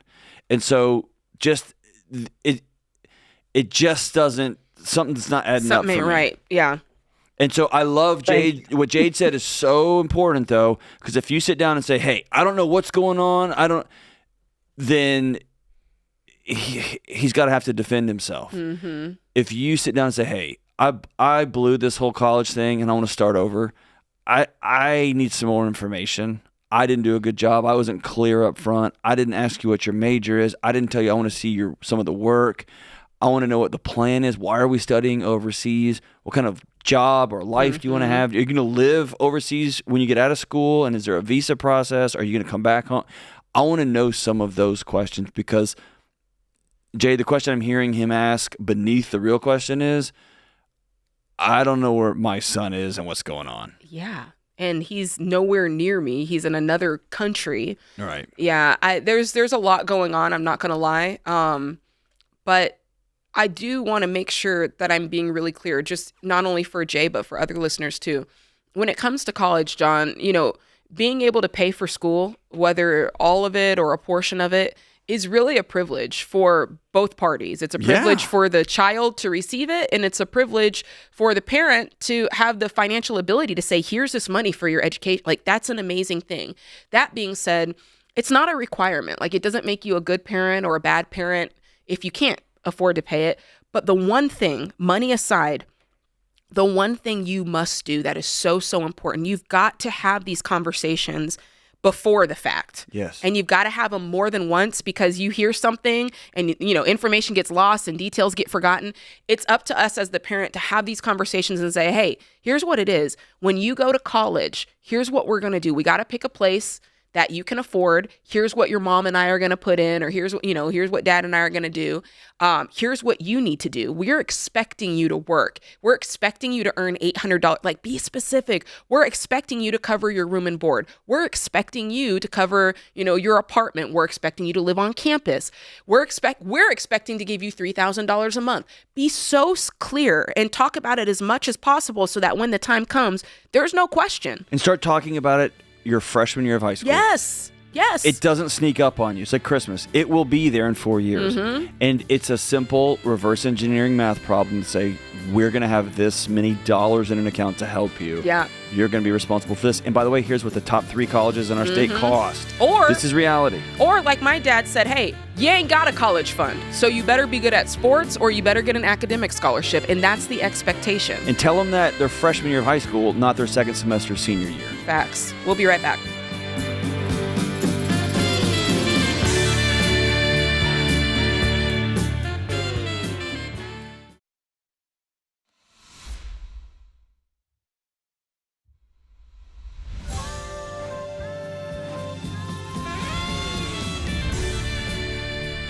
Welcome back to the Ramsey Show, live in Fairwinds Credit Union studio, taking calls here with Dr. John Delony. I'm Jade Warshaw, and what is this? Is this Ken Coleman producing the show today? Yes, he's back there producing this segment. All right, it's going to go off the rails. We got Roger, who's in Florida, on the line. Hey, Roger, how can we help today? Thank you for taking my call. I'm retired about 4 years now. And I have a sister who's been estranged from the family for a very long time. And I've been sending her about $700 a month for about 10 years. Oh, my goodness. Wow. Yeah. Well, she's never really had a job. She lives in another state out west. And currently, my wife is about to retire. And the source that I'm pulling this money from is going to dry up. Oh, man. And so I'm in a spot, and everybody told me I was going to be in this spot. Mm-hmm. I'm not sure I can sustain her lifestyle. You can't. She's never had a job. I know, but Roger, job. She's never had a job because she's never had to. Right, yeah. Well, she's never worried about tomorrow. Well, she hasn't had to because you did for a decade. Yeah. Right. 10 years is a long time. Man. No, it is a long time. If you add it up, plus the incidentals along the way, it's a huge chunk of money in my world. I was a modest income guy, but I kind of did the right things that allowed me to retire comfortably. Awesome. And I have a little royalty source, but that royalty source is going to dry it up, and that's what I use to fund this. So that means it's over. Yeah. Well, I guess my question for you guys is, there has to be social services that actually can step in for somebody who's 75 years old and really doesn't have means.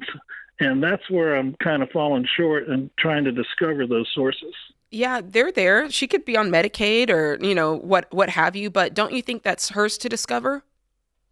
I'd like to think so, but in some ways she just doesn't have that ability to figure this stuff out. Is something going on? Does she have any disability mentally that's developmental? Is something that's causing her, medically speaking, to not be able to do these things that you know about? No, there's not really that. I think it's more of someone who's just been naive their whole life about this kind of things, maybe doing end runs around the system, whatever it might be. And somebody who, for the majority of her adult life, has had other people just stepping in and taking care of it. Well, I won't say that's the case. She's been married a few times, and she currently has a husband that's not well. They've always seemed to put things together in a very simple way. So she has a husband. Let me reverse this. If you called her and said, I have a hard conversation to have with you. Let me know in the next week when we can have this conversation. And you say, hey, I've been sending you $700 a month for the last 10 years. In 60 days and 2 more months that I'm unable to make those payments anymore. And so I'm not going to be able to send any more money. And so I'm giving you 2 months notice. I've been doing this for a long, long time. So I'm giving you 2 months or even 3 months notice.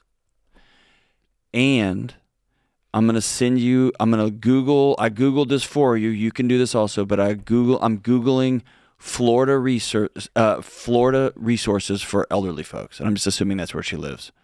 Well, actually, she lives out in Nevada. Okay. Nevada resources. 618 does another. And yeah. I wish you the absolute best. Yeah. And here's the thing. Does she call you on a weekly basis and say, hey, I need help with resources?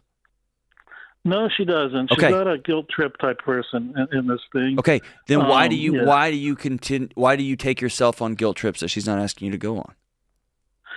True. I will say that, and I think it's a little bit of loyalty to her. Okay. Although I've seen her like 3 times in 30 years. It's a little bit of trying to be the good guy in this whole thing. I know, but you've been solving a problem that it sounds like nobody ever even asked you to solve.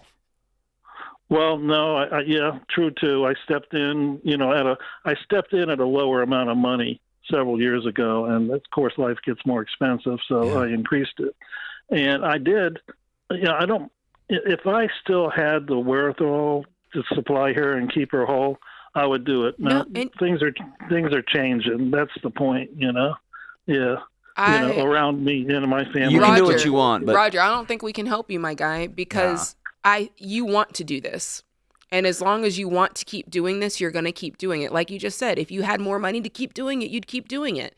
And so True. I think we're at a bit of an impasse in the way that you feel the need to do this. Like you said, your sister, she's not coming to you saying, help me figure this out. You're just up and doing it. And at that point, then it's just your choice. We're not mad at you.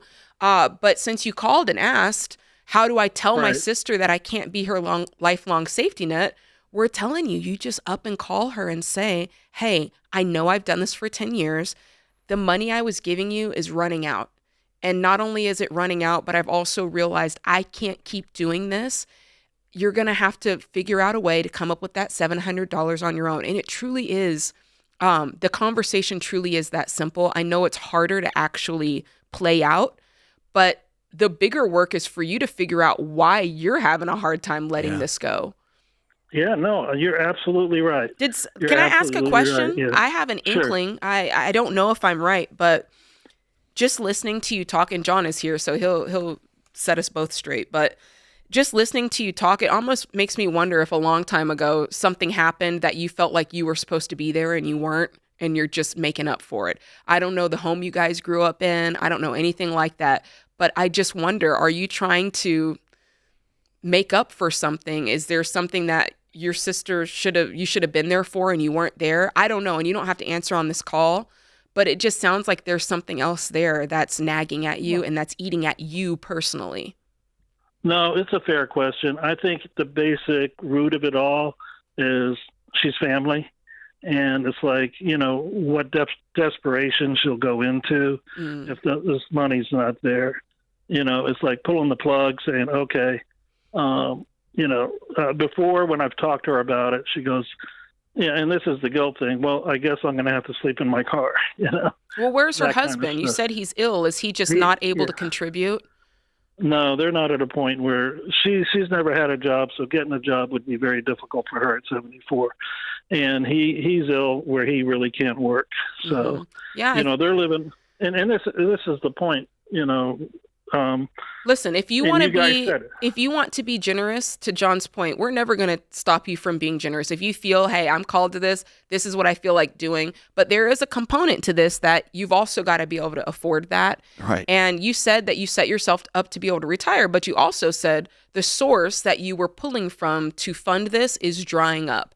So the question you have to ask yourself is there another source that I can pull from that's not going to take away from my family's ability to retire and be comfortable in my legacy?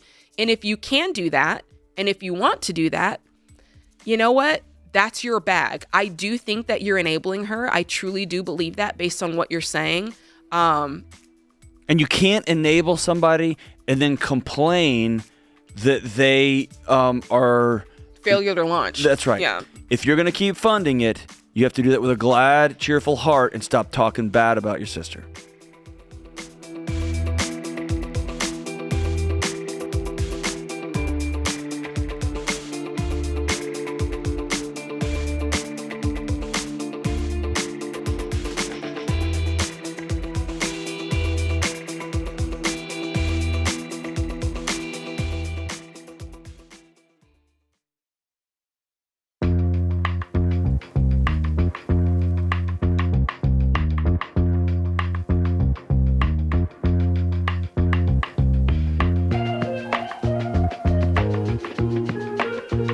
All right, back to the phone lines we go. John, are you ready? Let's do it. All right, Elijah, Dallas, Texas, on the line. What's up, Elijah? I like that name, by the way. Thank you. I appreciate that. Thank you guys for taking my call. Mm-hmm. What up? It's really good to be on the Ramsey Show. Been a big fan for a long time. Glad to hear it. How can we help today? So I followed Ramsey's rule about buying a cash car and not getting into a car payment. So the car that I have currently, it was a 20th birthday present, and sorry about that. It was a 20th birthday present. I put half, and my parents put the other half. Okay. Lately, this car has become a nuisance. For instance, when we first bought it, we had to put $1,000 into it to get a new engine. About a year ago, had to put another $3,000 because the transmission went out. Yikes! By the way, all paid for with cash, no financing. Good. You've replaced the two big rocks. Right. At this point, it's only up from here. Thank you. I appreciate that. When I was in college, we ran into some financial troubles after my father passed away. And I played a role in this as well, but I did run up about $6,500 in credit card debt. Okay. Recently, I paid off $1,500, and I was this close to rounding up all the money and then sending it for the biggest debt. Okay. Here's what happened. First, another $1,100 expense, engine mounts went out. Engine mounts went out. Okay. So that's not the $1,000 for a new engine. That's a separate amount, $1,100? Yes. Okay. And then I was able to pay that and still be able to set myself up to be able to send all the money to my biggest debt, which is $3,500 as we speak. Okay. $3,400 as of today. Okay. And then fast forward, now the starter and air compressor had gone out. Oh my gosh. What kind of car is this? You won't believe me if I tell you. It is the infamous Nissan. It is the infamous Nissan Maxima. Well, there you go. Oh, there's the problem right there, my friend. All right, so here's the bigger question, Elijah. And you know what I'm going to say, what Jade's going to say. Here's the bigger question. Do you have $2,500? Do you have $2,000 to go buy yourself another car that's going to get you 6 or 7 or 8 months more down the road, or 1 year down the road? Because neither of us are going to tell you we would be bad humans if we told you, you know what? After all this bad luck, you should go get a $15,000 car note and just get yourself a new Toyota whatever. We would not be good people if we told you to do that. Because we'd actually be taking you way further back. You're so close to the edge. It sounds like you're getting super frustrated that you keep getting close to the edge and then keep getting slapped back by life. And I get that frustration. Mm-hmm. But the solution isn't... My buddy, here, I'll give you this analogy. Here's what you're about to do. I have a buddy named Jordan Syatt. He's a fitness guy. He's a brilliant mind. He said people get on a diet and they start taking their nutrition really seriously. And then they have one night where they just blow it. Somebody shows up with a bag of Oreos and they just hammer it. Are you talking about me? I'm talking about myself. Literally, somebody dropped off a bag of Oreos the other day and I crushed it. But he said what people do then is they're like, well, I'm already off, so the rules are off. Mm-hmm. And he said that's like walking outside in the morning and seeing you have a flat tire and then pulling out a knife and going around and slashing the other 3 tires. And you have had a run of walking outside your house and seeing one of the tires flat. And you're just so frustrated by it, you want to grab your pocket knife and go punch a hole in all the other tires. And Jade and I are going to tell you, please don't do that. You're so close, man. You've worked so hard to get this close. Either pay the stupid money and pay off that crap and just get a starter and get a whatever and get on down the road a little bit further, or go trade that car in. It's depreciated all the way to the bottom anyway, and put another $1,500 on top of it and get yourself a $2,500 car. Mm-hmm. Yeah, what'd you pay for this Maxima? So I paid $12,976. And that hurts. If it's okay with you guys, I'd like to run a plan I put together once I get this car back. Okay. It's very similar to what you guys actually just said about the $2,500. Okay. after all the repairs are done, I know the car will last me at least 2.5, 3 years. Okay. Within that time, what I want to do is just put together $7,500, $8,000, and then actually go the Toyota Lexus route, get a 2007, get a 2008, buy that, and then just get rid of this car, let it go for $4,500, $5,000. Yeah, I love that. Love that.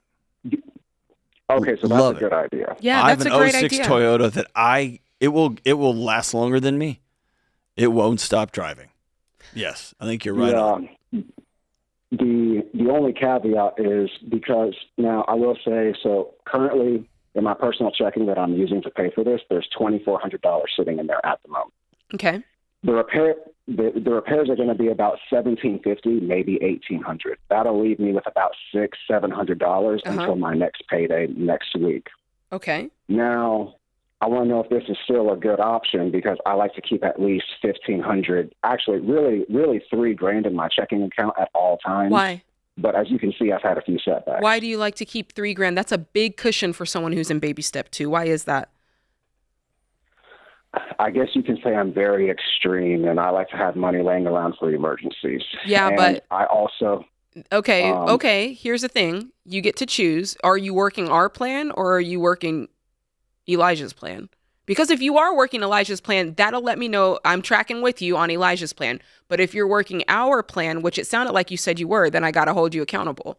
So just let me know right quick, and that'll inform what we say next. Because here's a weird thing, Elijah. And how old are you, brother? 25. Okay. Here's a weird thing I figured out.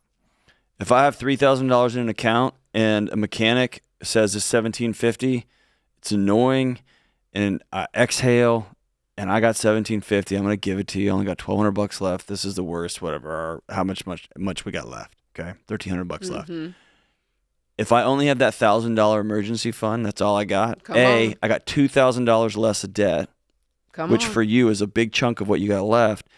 And then when that guy says $1,750, I say, I can show you my checking account. I have $1,000. What can we do right now? And you get creative. Then he's gonna go, well, I bet you I can get a good used part right here that will last you for another year. Hang on. Or I can't help you get out of my shop. And you say, cool, I'll go find another person. And what happens is you force yourself into some sort of creativity that you have to find a way, which humans had to do for all of human history until like 50 or 60 or 75 years ago. That's the reason we stick to the plan the way it is. Yeah. I truly couldn't applaud what John just said more. You got to decide how you're going to tackle this, because that $3,000 really is a huge catalyst in how this plays out. Okay, so for the solution, would you say as soon as I get it back, trade this in and get a $2,500 car? No, I was with you. I'm with you on the idea that it's best to go ahead and do the repairs on this car, ride it out. Because you said, if I do this $1,700 of repairs, I'm going to be able to ride this car for the next 2-3 years. And then during that time, save up the $8,000 and get you something more reliable. But what I really want to attack is having, and I want to talk to the masses on this. Yes, doing a zero-based budget should never mean $0 in your account. You need to have some form of cushion in your account. But what that cushion is does depend greatly on what baby step you're in, okay? If you're in baby step 2, you need as much money at your disposal for debt as possible. So when you think through a cushion, you're really thinking, okay, John, what is the worst that could happen that I would not have planned for in my budget? What, Amazon Prime subscription hits me? It's $100 and I don't know how much it costs these days, $160, right, for the year.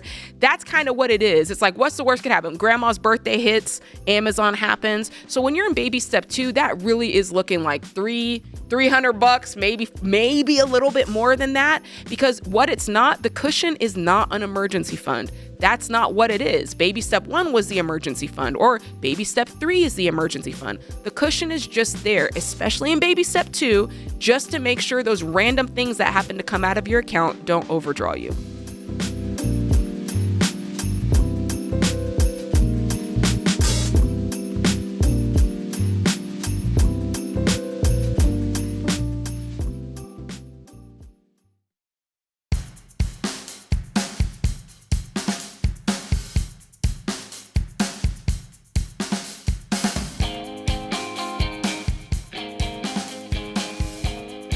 So if you're tired of living paycheck to paycheck and feeling like you just can't get ahead, you need to join one of our free Every Dollar trainings. There are new trainings that we do every single month, and they're all hosted by a Ramsey personality, one of the money personalities, myself, George Camel, Rachel Cruz, and we show you how to stick to your budget and even find $3,000 of margin using every dollar so that you can actually get out of debt and start building wealth. Plus, you can ask us any questions during the live Q&A. So if you're interested in this, go ahead and sign up today for free at ramseysolutions.com/webinar. Alrighty then. Scott is in Jacksonville, Florida. Scott, what's up, man? How can we help? Hi, Jade and John. Thanks for taking my call. You're welcome. I have an estate question. I'd like to start some sort of fund for my 6 grandchildren. 2 of the grandchildren have 529s. The other 4 grandchildren do not. And I'm just wondering the best way to start that fund for them. They're between ages 1.5 to 6 years old. You are awesome, dude. You are awesome. I listen to your show a lot, and I haven't really heard any questions like this, so I'm glad I got through to ask you and Jade about it. Yeah, for sure. So you got these grandkids. What's the intent of the money? Are you like, hey, I want to help them with education. I want to buy their first car. Tell us a little bit more of what you're thinking here. Okay, the 2 of the grandchildren, they have college-educated parents. All 3 of our adult kids are married, and 4 of the parents are college-educated. So 2 of the grandkids have a 529 already in place. Mm-hmm. The other 4 aren't sure about what their kids are going to do. One couple isn't sure about what college will look like in 18 years. The other one is a single-income couple, and they're living on one income. And I just want to be able to kind of put money aside for whatever they might need. If they want to go to a trade school, if they want to buy a car, if they want to let the money roll and eventually help them with a down payment on a house, or if they get to 55, have some money for retirement. I'm not quite sure. I'm just wondering the best way to kind of structure it. Yeah. So if I were in your shoes, I'd probably talk to the parents first. So let me kind of put myself in your shoes. I'd say, hey, I want to give the kids money. What do you guys think? So my first thing would be like, yeah, if you can help us get this 529 to where it's going to be, that would be amazing, right? And then the next thing would be, okay, from there, we do UTMAs for the kids every year. We contribute. If you can help us contribute to this UTMA, that'd be great, because when they're 18, we're going to transfer that money over to them. Or the other thing could be, hey, for us, one of the things we really want to do is help them with the down payment for their first house, when they're, 28 years old, that sort of thing. So I would talk to the parent first and find out really kind of what the need is. Since for you, it seems to be, hey, whatever they need, we'll fund. And then from there on, I'd see, okay, what do they have in place and how can I contribute this money to them? How much are you thinking of gifting every single year? Well, I thought I'd start with maybe a seed gift of maybe $2,000 per child. Okay. And then kind of go from there.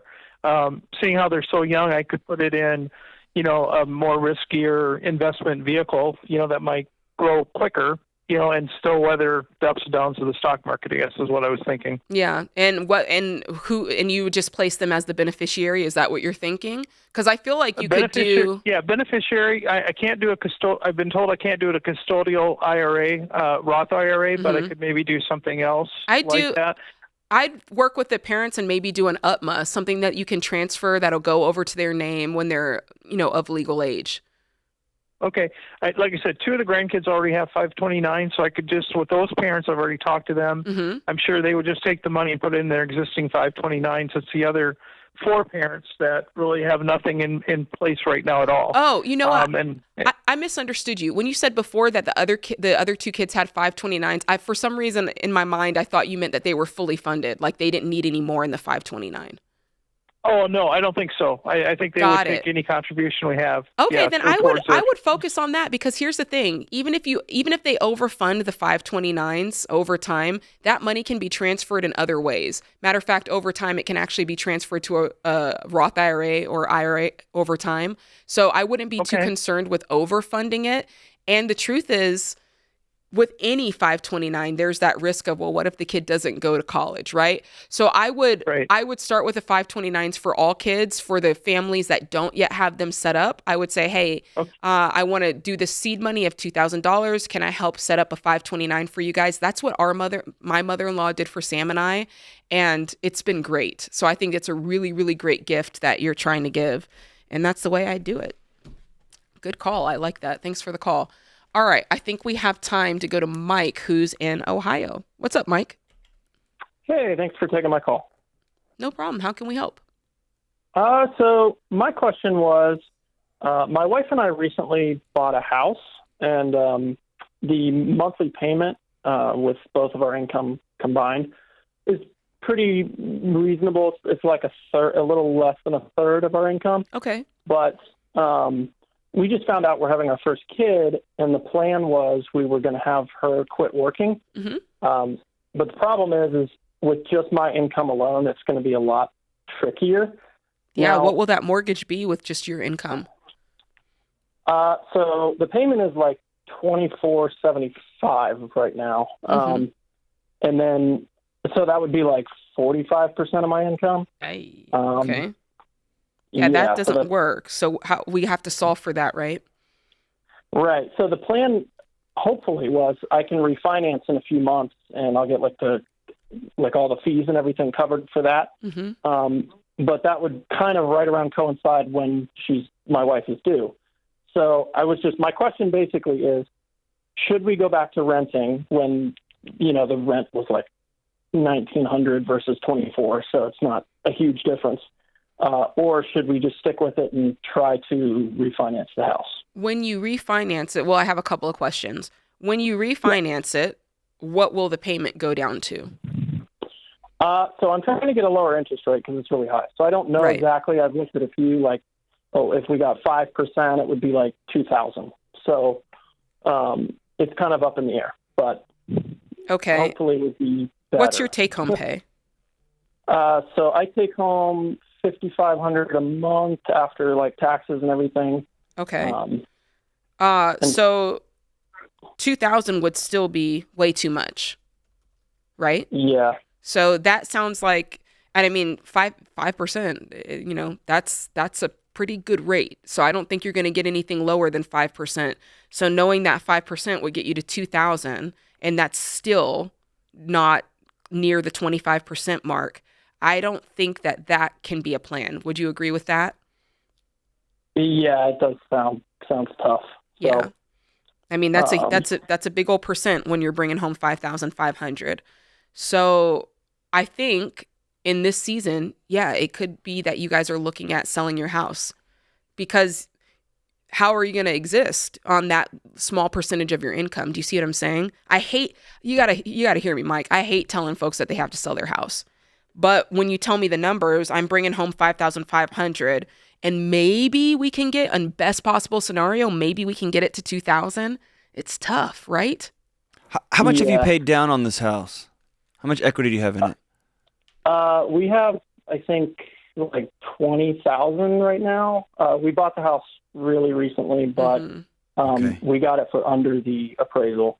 Because I was gonna, Jade, I haven't really heard us talk much on this show about this. I think I've only heard it one other time, but I was wondering if this was a moment for a recast where the length of the mortgage and your interest rate stays the same, but it basically recasts your payment based on what you owe remaining, and that can really drop your monthly payment down without having to go through all the rigmarole of a refinance and all that. But you don't have enough equity. You got $20,000. That wouldn't change your life at all. Yeah, you would usually do that after you've paid off a big lump sum. Yeah.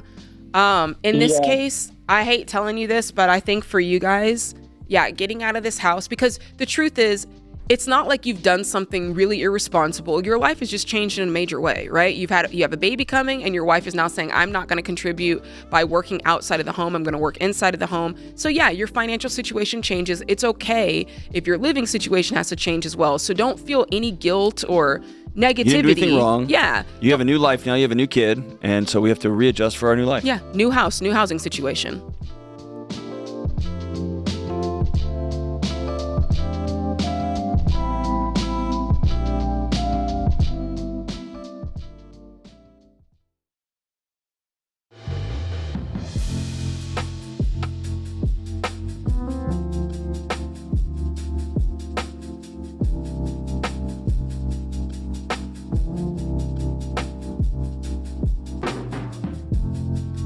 Ramsey Show scripture and quote of the day. Psalm 37, verse 23 through 24.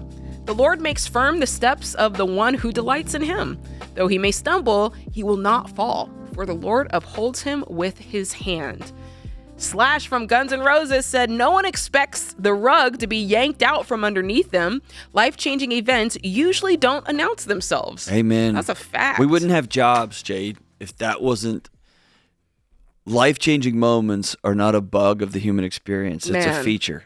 It's hurt and challenge and pain and unexpected things is life. Man. It's life. And nothing lasts forever. In a cold November rain. Booyah. Just had to do that.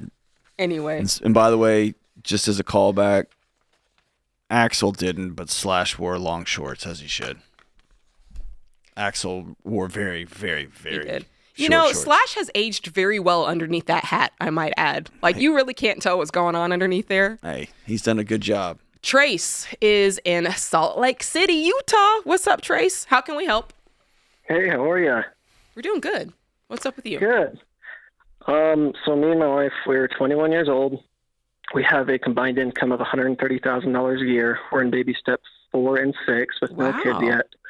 We started investing into our retirement in July, and wanted to know if we can put more into each one of our Roth IRAs to get it up to the $7,000 for each one of us instead of putting more on the mortgage until April.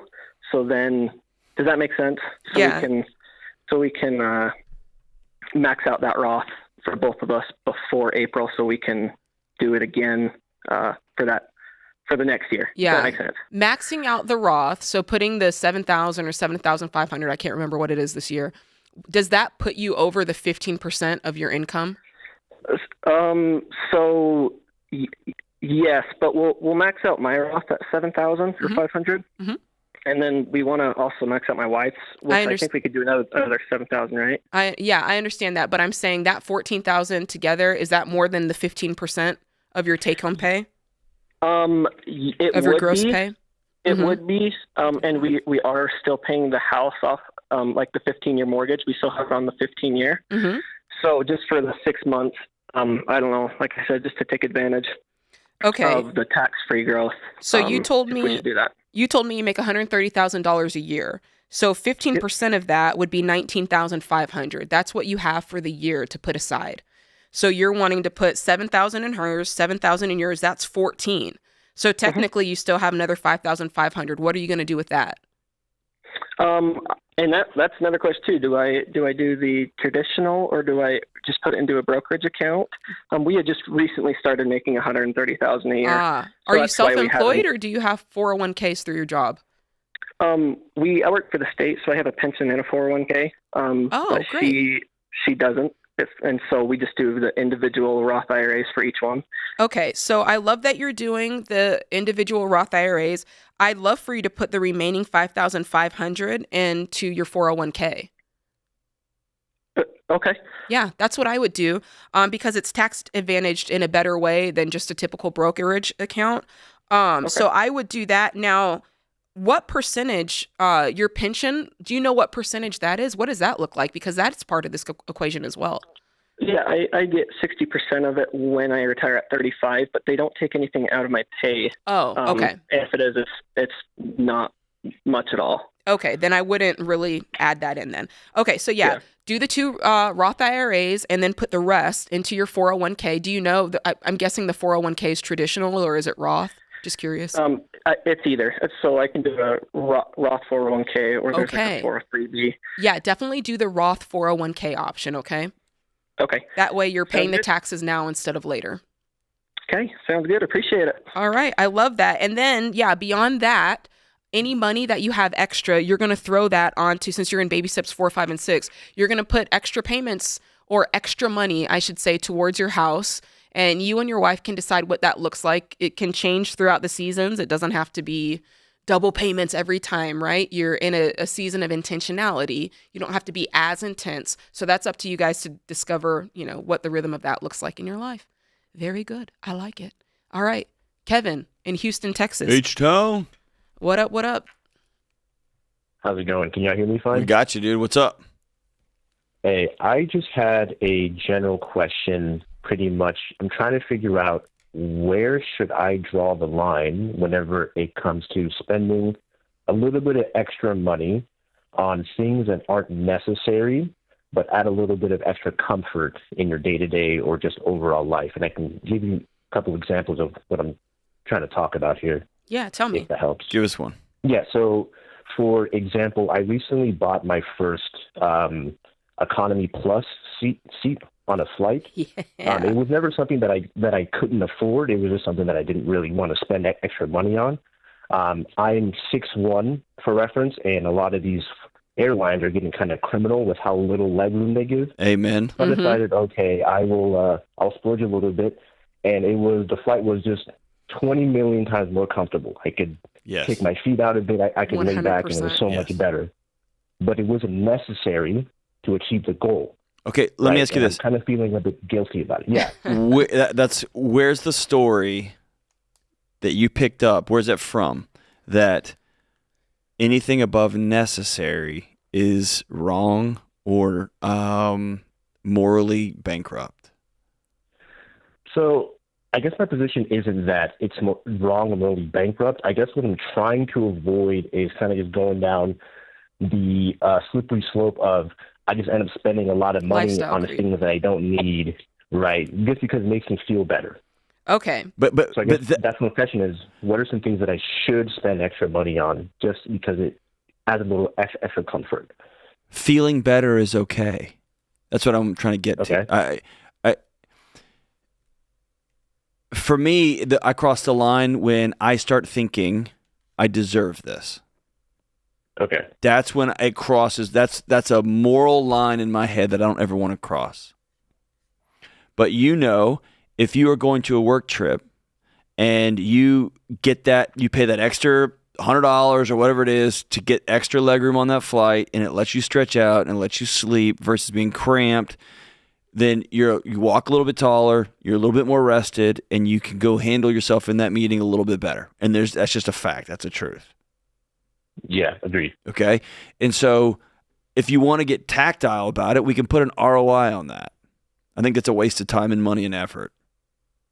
The reality is, if you can pay cash for it and you have it and it's something that will make your day a little bit better, do it. I mean, I would give you a little bit more practical because I get it. I kind of have a checklist that I go through in my brain, Kevin, that is kind of the green light, to quote Andre 3000, if I can do this, right?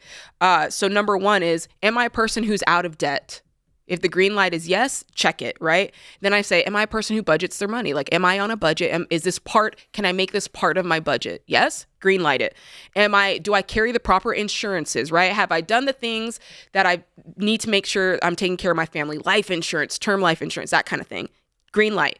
Am I saving for the future, right? Do I have 3 to 6 months set aside? Am I, saving for a down payment for a home, which is also a form of savings? Am I doing those things that are important? Yes. And finally, have I prioritized generosity in my life? If I'm doing those 5 things and I have 5 green lights, yeah, buy the upgraded seat. Do those things. They're fun. Matter of fact, if you want another piece of this is for anybody listening, you should if you've checked those 5 green lights, you should spend money on fun, F-U-N. That is upgrade your food, right? You're not eating top ramen anymore. Spend more on groceries is what I'm saying. You should spend money on upgrades. That's the U. Yeah, upgrade your plane seat, upgrade your furniture, upgrade your jeans. And finally, the N is for new experiences. Yeah, go on vacation. Go to a concert you've never been to. We want you guys to enjoy spending money because that's what it's there for. You get out of debt and you do all of this, John, so that you can increase your legroom, so that you can have a better life quality with your money. Like, that's the whole point of this whole thing. Remember, being comfortable isn't the worst thing. You're right. Remember, there's only one way to financial peace, and that's to walk daily with the Prince of Peace, Christ Jesus.